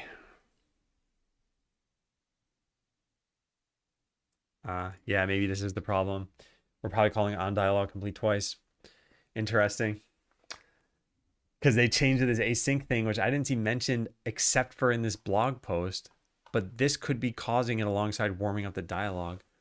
Start and stop are now async and return a task. When you start it, you'll receive a task that will complete after every dialogue presenter is finished.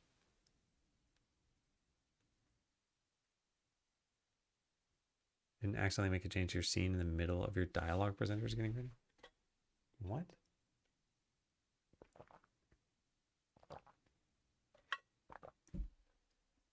I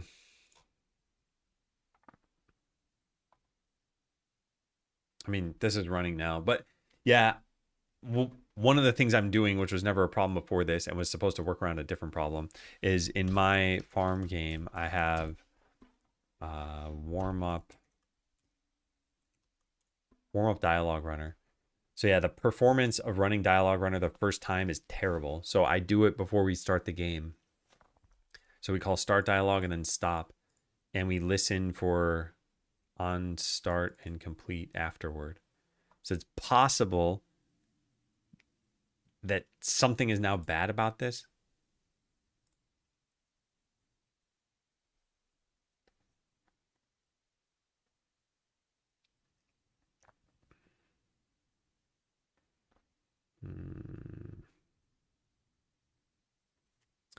But yeah, I'm not sure. Yeah.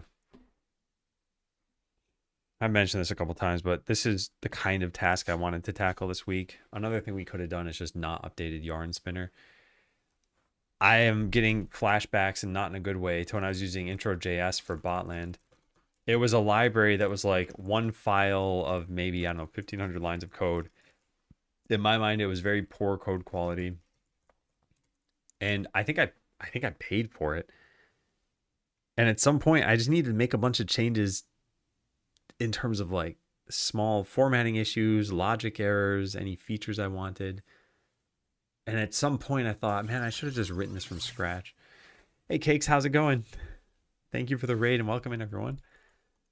I started a bundle on Twitch. Hey, Mr. D-Boy. Hey, Shader Theory. I started a bundle on Twitch, on Steam, and I sent a link.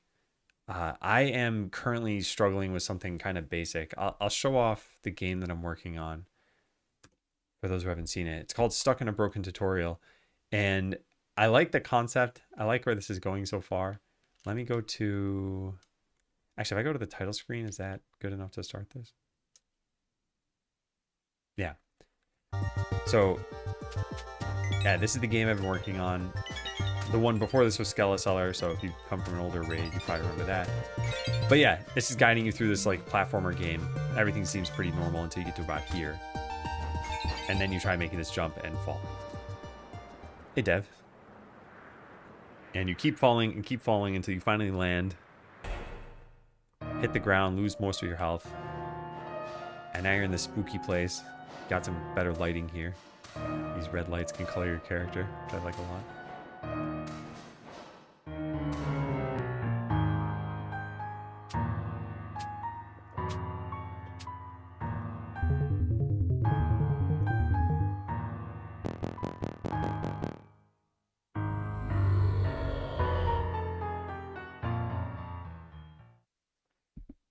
Then you show up in a farming game.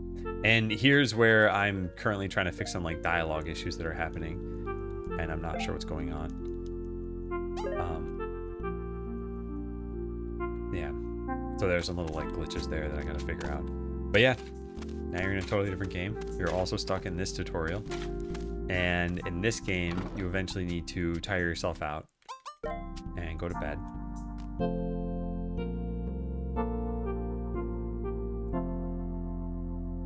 And when you wake up, a bunch of time has passed. Haven't seen you in ages. I see that you really like strawberries. Does this dialogue have a problem? It doesn't. So it's just the very, very first one. Interesting. You make the pixel art assets? No, I don't do any artwork. I made all the music though. And that's only, what? I think there are 4 small music things to play. There's the title screen, there's this game, there's a platformer, and then there's the falling asleep music. So yeah, I cannot do artwork. Anyway, so you'll go from game to game in here, and you'll figure out like, why am I doing this? Why am I stuck? Who are these people that I'm meeting? Can you open this? Wait, I should probably say that this is locked or something. Actually, I never thought about this. We don't have any indication that you can't enter houses other than that you just try walking in them and they don't work. So yeah, maybe it should say like, this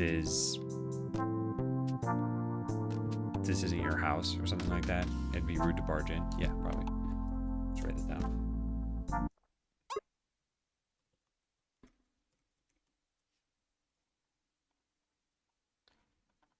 Let's write that down. So add some dialogue for when you try entering buildings in town. Houses should probably just say, this isn't your house. It would be rude to barge in. And the community center should say, you tried turning the knob, but... Or maybe like the doorknob won't turn. Yeah. Or just the door is locked. I didn't want to make it super obvious that it was locked. Although I don't think people are going to go look at that ahead of time. What did this thing say? I just gave up on this and just asked AI to find out where this bug is. It's not my library. I don't want to look at it any longer. So cause is fire and forget at this. We'll call start, then stop. Meanwhile, a Nick can reach start opening cutscene and start the real dialogue. only kicks the VM once. It doesn't wait for the whole dialogue. Old warm-up line callback can still resume later. Okay, this makes sense.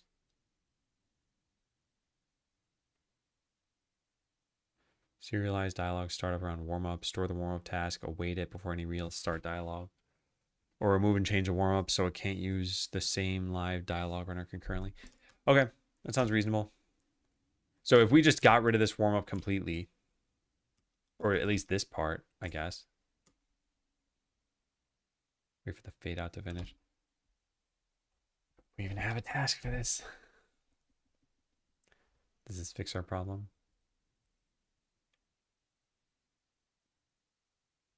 Yeah, but there's that massive lag first. But yeah, now we're not stuck in some infinite loop, right? Oh, thank goodness. Thank goodness. So it's just the warm-up dialogue runner part that broke. We have a task for this. Why don't we listen for it? Because it's happening in ready? Yeah, it's happening in ready.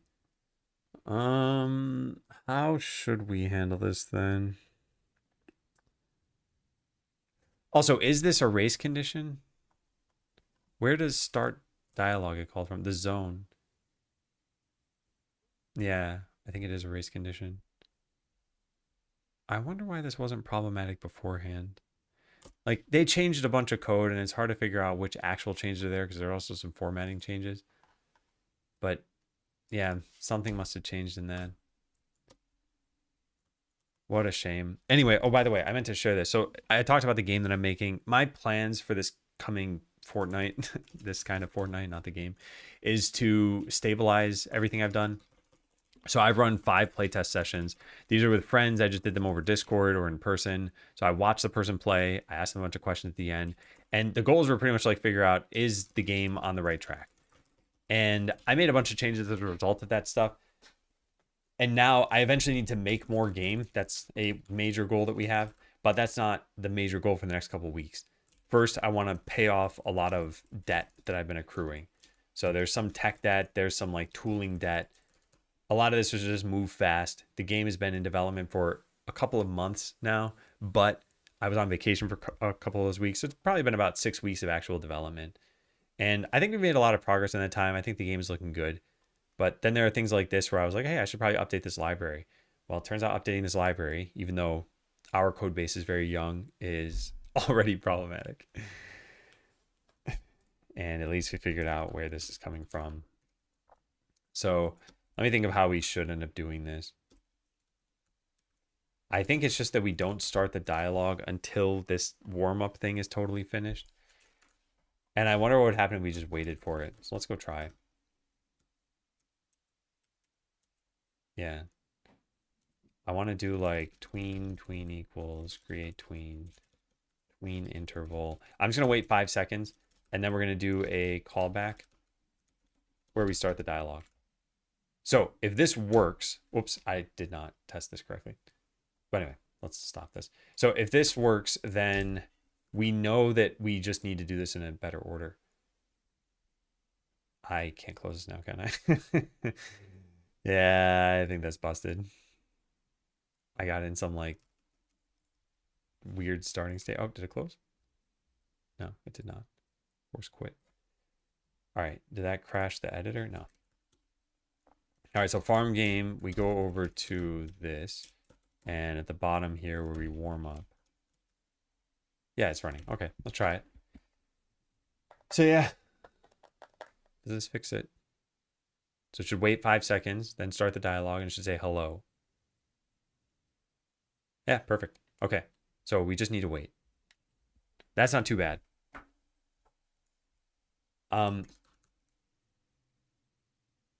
Yeah, so I'll write this down. Where I left off, need to wait for the dialogue to warm up.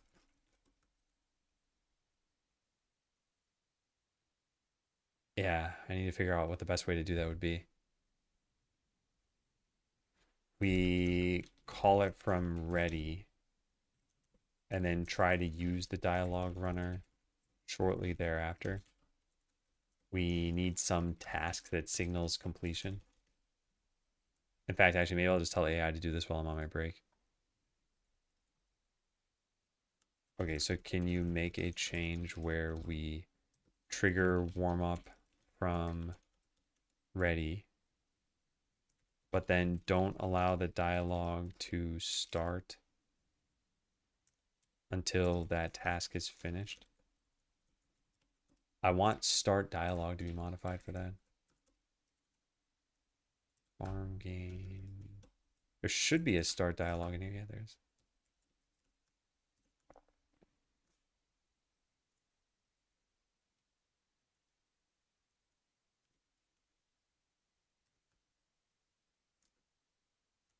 Farmgame.cs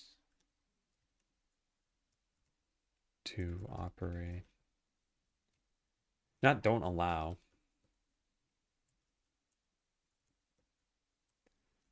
Start dialogue to wait for that task to complete. Yeah. All right, I'm going to do this. I'm going to take my break. You can all play Jump Royale. Is it jump time?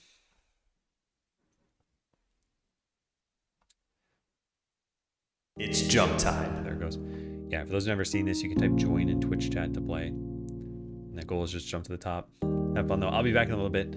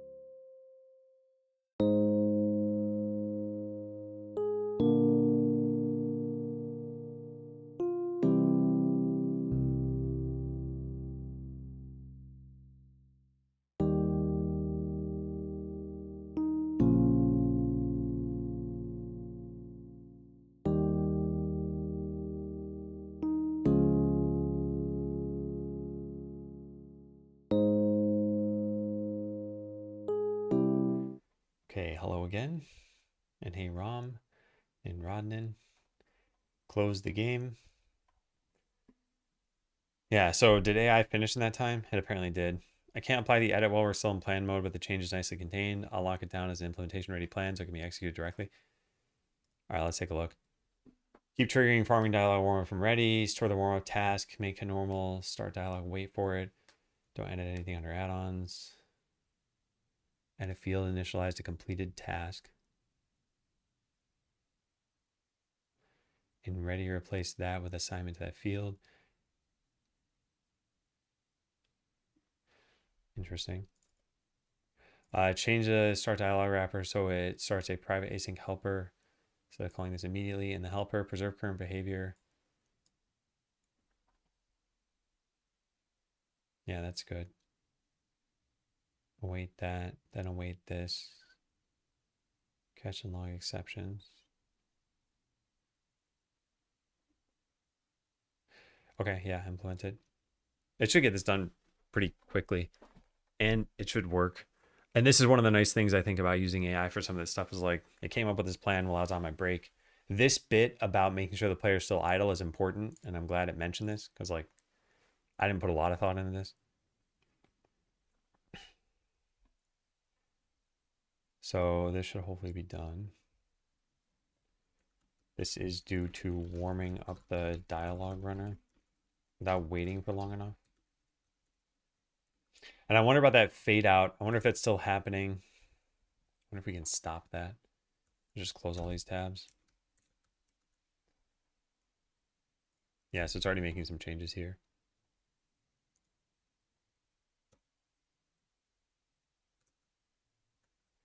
Should be done. Yeah, it's done. Configure await true. Do not catch general exceptions. I mean, if any of this fails, I'll just break. I don't think we already had an exception handler there, did we? Farming game. No, we didn't. Yeah. All right, what other changes does it think it made? Review. Yeah, this is all straightforward. Okay, so we should go try it. Before I finish with this, though, we have the fade out here. Warm up dialogue runner. We await it finishing. Yeah, okay. That should be good. All right, let's test it out. I hope it works. Oh, wait, I still have a 5-second delay, don't I? Yeah, I want that gone. This. In fact, actually, we could just start the opening cutscene. Why was this still a problem even with the opening cutscene, though? That's the part I don't understand. Yeah, that doesn't make any sense. So I tested that, didn't I? Maybe I didn't test that. Maybe it truly is just a problem with this. In which case, I would have triggered this problem myself by skipping everything. Although, still, the code got more resilient as a result of it. Yeah, so waited for like half a second and then did this stuff. And everything looks fine now. Okay. So if I do this, it should not need to wait at all. It's just going to play through the cutscene, though, which is going to make it seem like it's waiting because it's like 12 seconds or something. I'm just making up a number. It's probably like 7 seconds. 2, 3, 4, 5, 6, 7, 8, 9. Yeah, it's like 8 or 9 seconds. Okay. Yeah, everything looks good.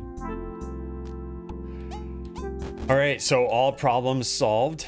I don't know about the speed of this. I think it's the same as what it used to be. And now the only problem we have is this, which is that I modified this myself.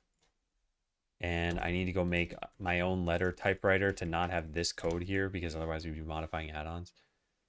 Yuck. Yuck. Strange thing is, why isn't this detecting any of this as it? Oh, because it's a new file. All right, so we need a custom typewriter that has pretty much all this exact same code.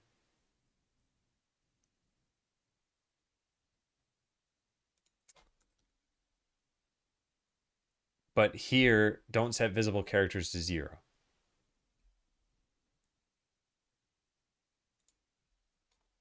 Yeah. Also, how does it figure out how to set the next visible character? It just adds 1. Isn't this bad for other languages? I don't know how that's going to work.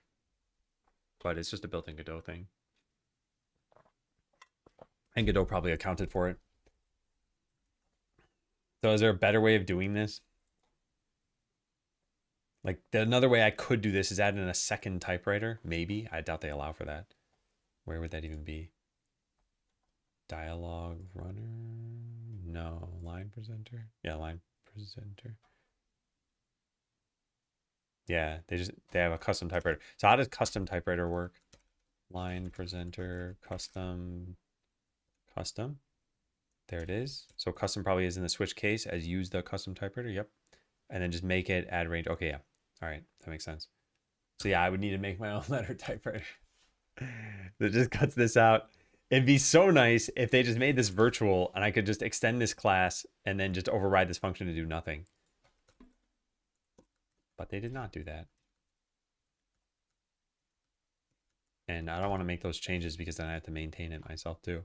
So let's go back to code. Let's go look at, what is it, letter typewriter.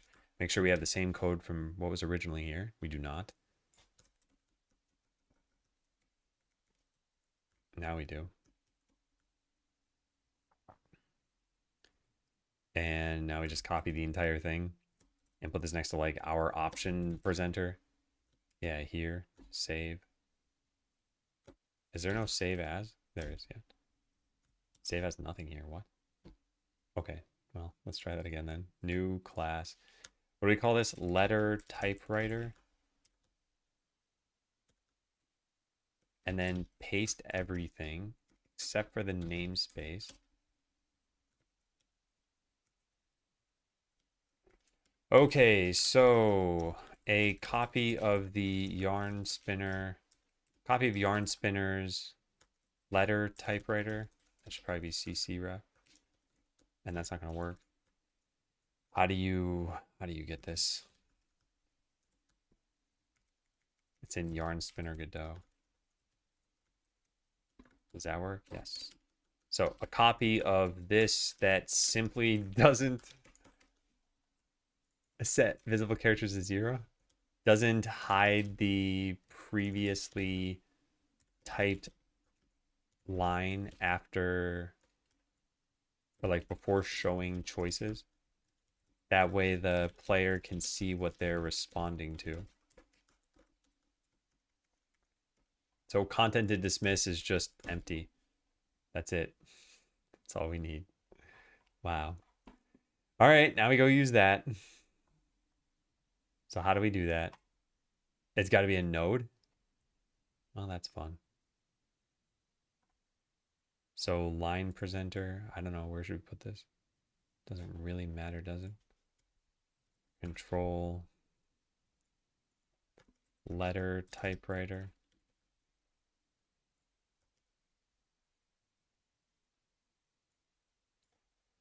And then assign a custom one. And then delete this. And that should do it. That should be everything. All right, so yep, they didn't type that out. No, nothing's working. Nothing's working at all. Invalid UID. Okay, I don't care about that. What is this though? Cannot instantiate script because the associated class could not be found. Make sure the script exists and contains a class definition that matches exactly. Letter typewriter. Oh, this isn't partial? Letter typewriter is never used. Did I use the wrong script? No, that's correct.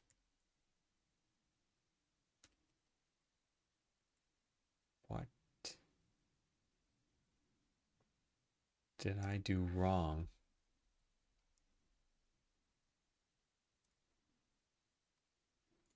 That's fine. That's fine. What is this error?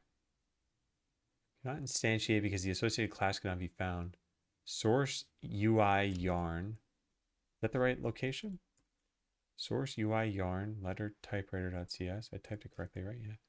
Make sure it exists and contains a class definition with a name that matches the file.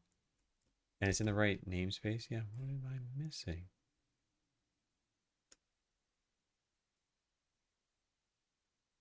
What? Let's try running this again.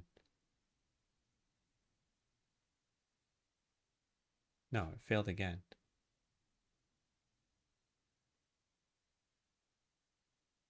I mean, I'm also seeing this. This could be the problem.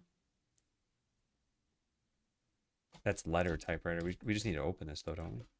Oh, we can't open it.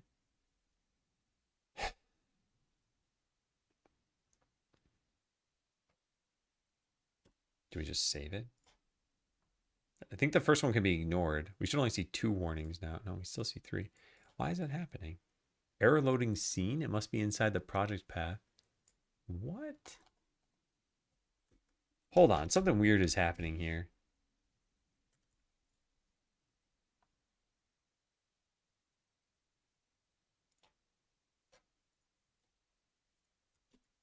Yeah, something weird is happening here. Valid UID. Using text path inside. Okay, well, I'm going to just fix this.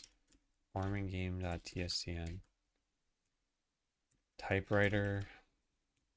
Yeah, so this is incorrect. We got to go open up typewriter.cs.uid, which we can't find through this.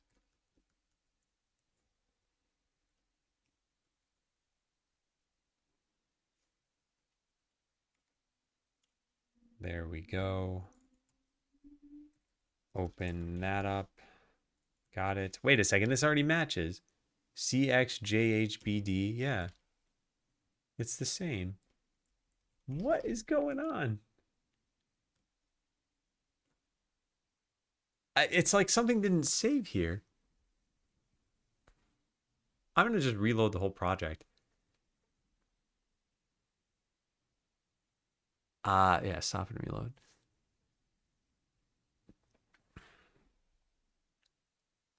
I'm a little bit baffled by how anything could be breaking here.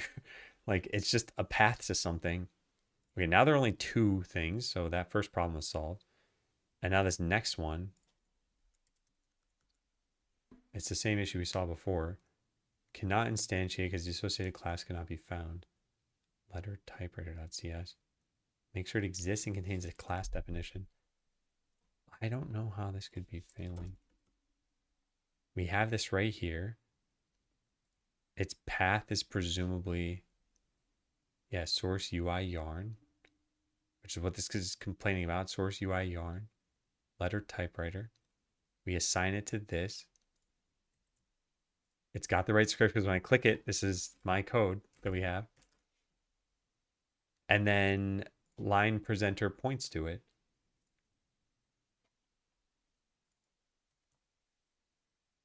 Maybe this needs to be higher up in the scene tree. I don't know why that would be the case. Oops, I didn't even move the right thing. I meant to move this up there. But yeah, I don't think that matters. Because it's saying you can't load the script, not that it can't find... Yeah, what is going on with this? All right, what did I miss? What have I missed? Copy path. So here's that. Here's this. Do they match? Because they should. Yes, they do.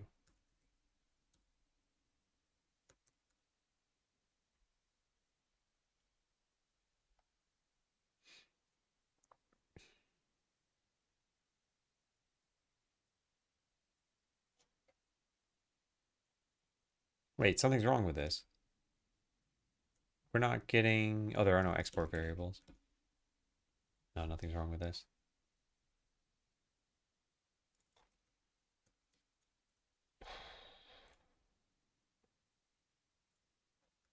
I mean, I guess I want to set this to 60. We could just make this get exported. It also exports the characters per second. I'm not certain we can do that the way I want, but let's try it out. Huh, that's weird. Export thing isn't working. What? It automatically builds, so I shouldn't need to do that. Yeah, something is weird here. You gonna develop another game other than Jump Time? You mean for the stream? I wasn't planning on it, no. The way I look at it is like I should take breaks. Now you might look at this as like I have to take breaks. I don't know. Either one of these. and I don't need for the break to be super engaging. I run ads during that time. Yeah, so some people run old clips or something, or they play some like, what's that game? Words with Friends, or yeah, I don't know, something like that. So it's just something to be on screen for that time. The other thing too is I think it's very hard to design a game that has like Twitch as the interface, easy to learn, maybe like some skill expression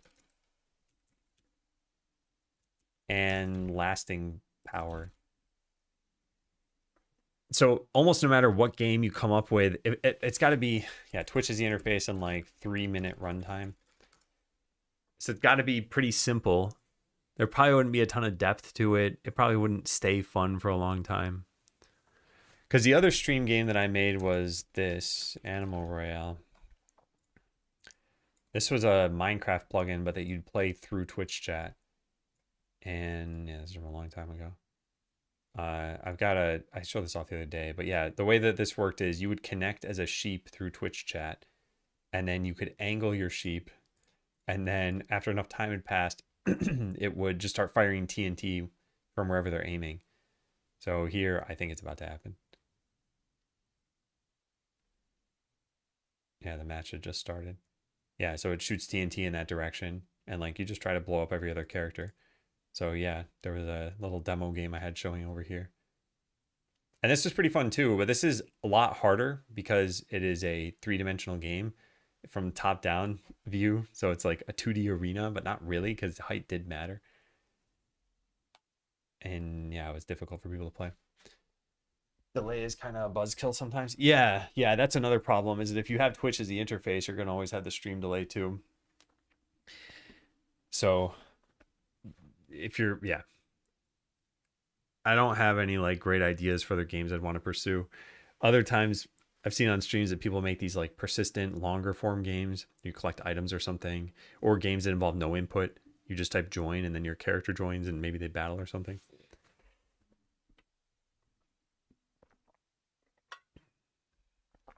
Yeah. I don't know. It might be fun to come up with something like that eventually. All right. I am baffled about this.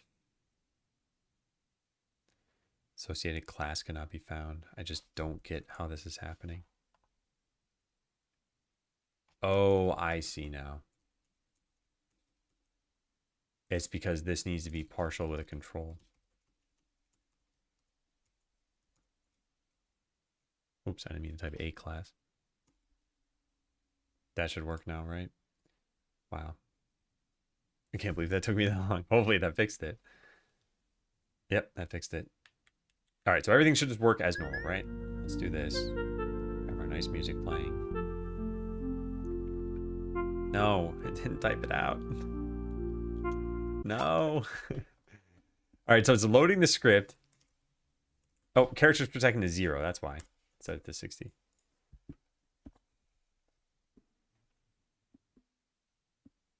All right, so it should work now. Unfortunately, we gotta wait again. I mean, I can speed it up a little bit.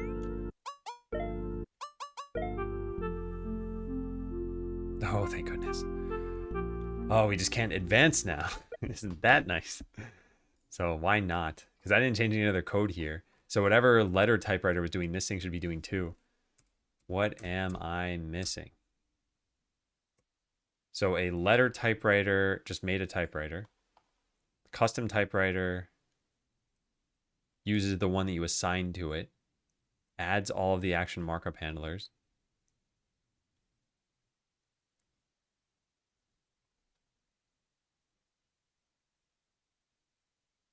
And sets the text element.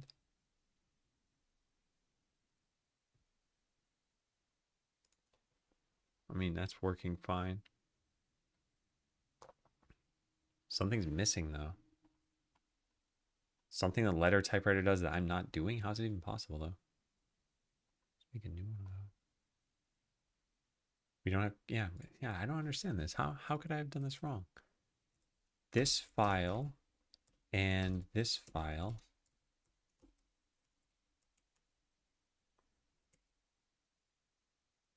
They only differ in comments, name, the fact that I exported that, and that's it.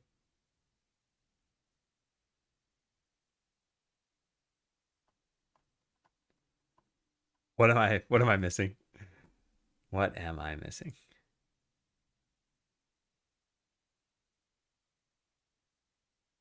Oh, there could be a virtual function that got overridden that no.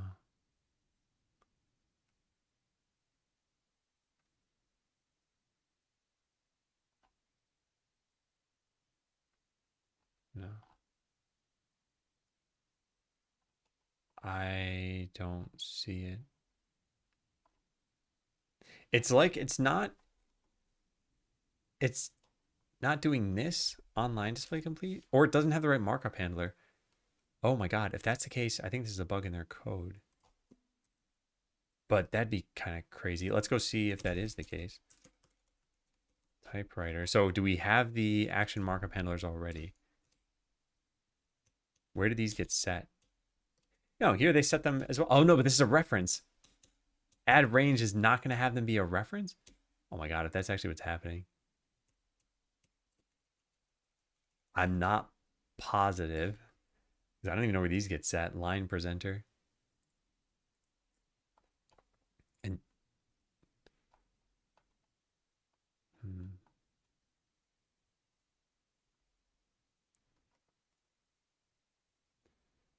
this is empty. Okay, let's go put a breakpoint there. Yeah. Set to custom, but whatever. This shouldn't be an issue. Yeah, it's not. So action markup handlers, there are 0 of these though. So nothing's being told when it's done. Do these ever get added? Event handlers. Aha. Yep. I think it's a bug in the library. Wow. And this is tricky too, because I think this changes the reference semantics. I'm not positive though, but if we move this up here, I think it'll fix it.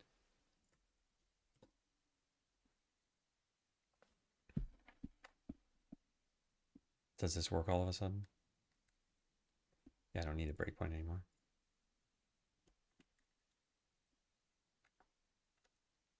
Yes, it does work now. Wow. Okay, this is really tricky. Yeah. So they call add range on this, whereas with the other ones, they set it to a reference to the list. So when the list gets modified, it will maintain those modifications here.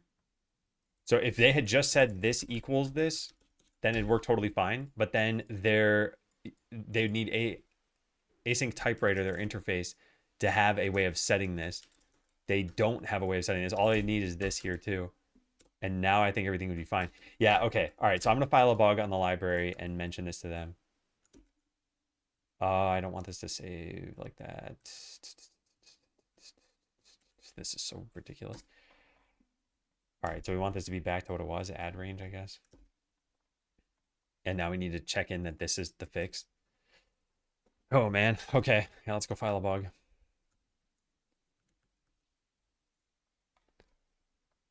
Yeah, I'm getting intro.js vibes from all of this. Okay, so custom typewriter doesn't get markup handlers correctly. All right, let's just link directly to code that they have over here. So line presenter.cs.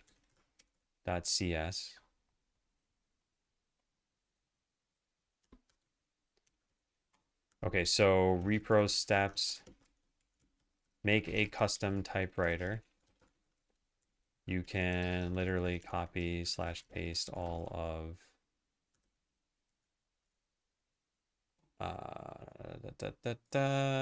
letter typewriter. Well, these should be canonical links. Letter typewriter.cs if you want. So then set up a dialog runner that uses this. Oh no, you can't literally copy paste this because you need to make a node. I copy pasted letter typewriter and then made it into a partial class extending control. Set up a dialog runner that uses this custom typewriter, and then present a choice to the player from your yarn script. Expected outcome, the choice gets present. Actually, it's not even a choice. It's just the next line. Yeah. And then have a yarn script with at least 2 lines of dialogue. Actually, not even 2 lines. It just doesn't know when this is done no matter what. Yeah. On line display complete.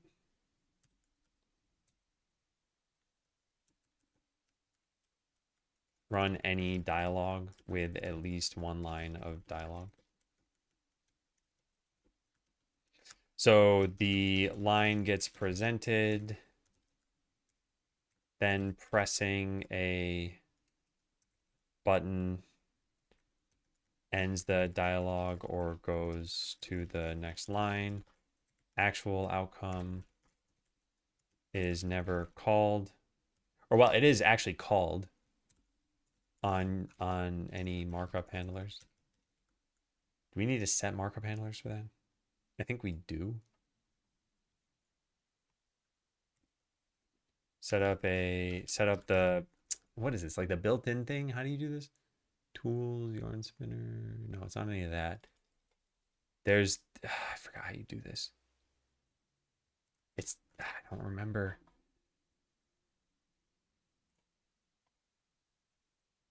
Yeah, I don't remember how you get this default dialogue system, maybe? Is that what this is? Yes.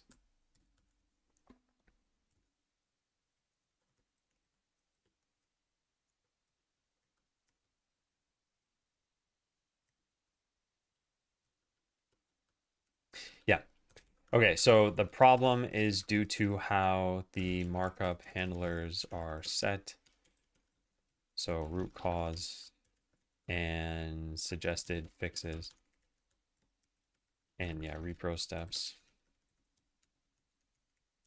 And yeah, true. All right, problem is due to how markup handlers are set. So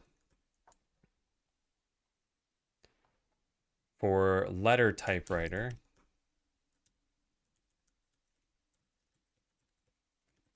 well, for non-custom typewriters, the markup handlers are set by reference, e.g. here. For a custom typewriter, the handlers are set via add range, code here.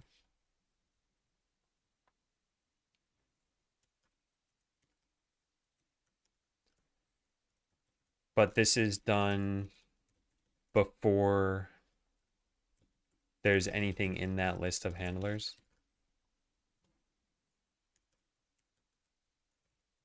Code here. So move this line higher up in the function. This is what I did as a workaround until this issue is fixed. And the other suggestion is to change async typewriter as a get handler here.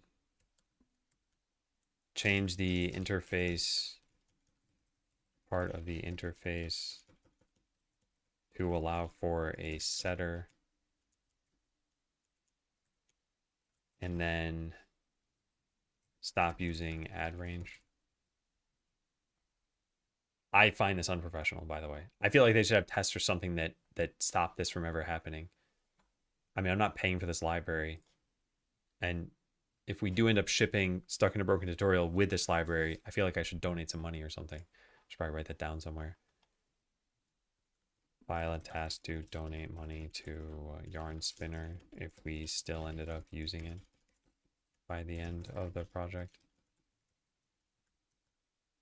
But yeah, I feel like this is how I'm kind of paying for it. In the meantime, I filed now 3 issues.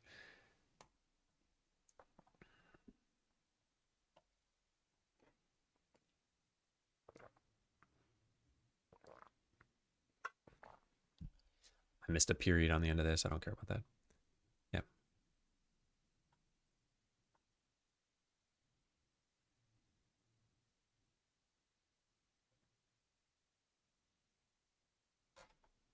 Yeah, okay. I will fix this because there's another period that I missed.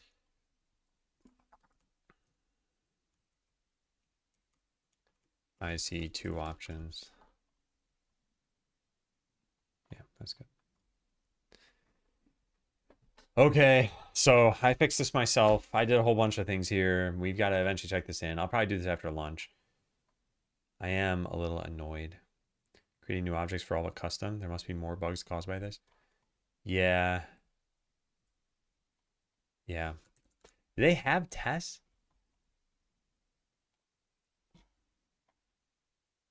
I don't think they do. Yeah, I don't think they do. There's nothing with test in the name.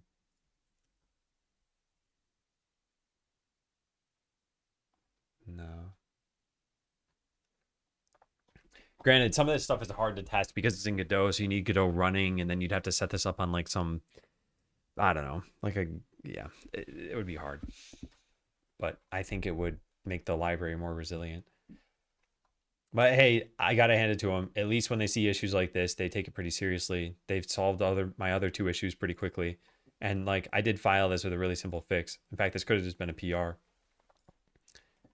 Oh hey, there's already a wow. That's the creator of the library. They already saw it, and it's been less than a minute. Oh man, yeah. Like I said, gotta hand it to him. Okay, so we fixed all these. Maybe they're here. They could be.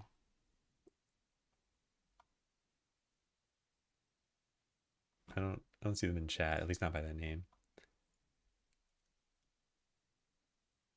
All right, I never even did the rest of this. So where I left off, I got to do a couple things. Check in everything that I did.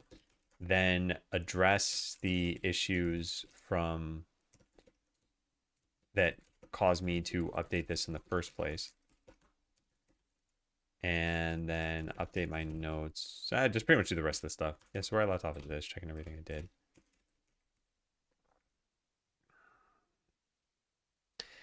Whew.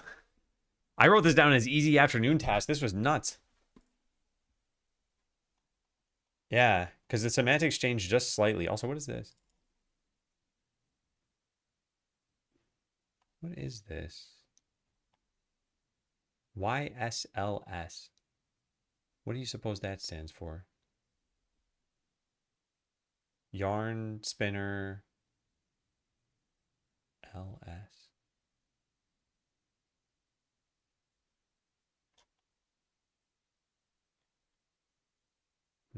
I don't know. Did they mention this in their blog post? YSLS. Oh, here it is. Update source generator output this. Used to integrate with other Yarn Spinner tools like VS Code extension. Language server, maybe? I don't know. Yeah, maybe it's language server. Okay, well, today's been a day. We are not done, but I want to go get lunch. I've been very hungry. And it is going well. So don't get me wrong. It's like, yeah, sure, I got stuck on this, but that's what we needed to do. Just get stuck on this. Started stabilization, Fortnite. What did we do? Yeah, did some planning, updated yarn, fixed some bugs. Yarn spinner. Fixed some bugs, and just generally worked through my to-do list. Hey, Arthur. I think it's amazing how simple your to-do list is. Do you have any articles you'd recommend reading about organizing activities? I get very lost when I have a lot of things to do. I don't have any articles or anything, but it truly is just headers and bulleted lists. And I think that's all you really need at first. Let me snooze this ad that's about to start. I think that's all you really need at first. And you can see it's working for me. And I try to split it into daily stuff, and I try to keep this pretty light. So like Monday, Monday we don't have much written there, and I'm done with the journal now, so we can put this over here now. Yeah, I try to keep this light. I have a backlog of stuff. We got a roadmap. This is more for people in the stream than for me, although it is kind of nice. And then yeah, just tasks that we have and any context we need for how to do them. Sometimes there's a picture, sometimes there's a link. So yeah, I think just by watching me do this, you've probably already seen everything you need to know about this. There's no like secret sauce.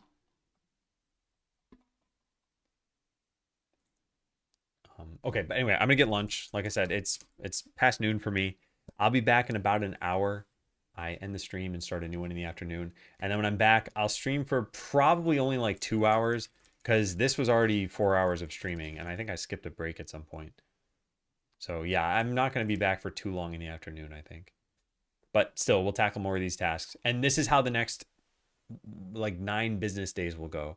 I just want to get through this list. I want to tackle a whole bunch of different things. Some of these tasks are going to be interesting computer science tasks. Some will be boring bug fixes and everything in between probably. So thanks for watching, and I will hopefully see you all later. Goodbye.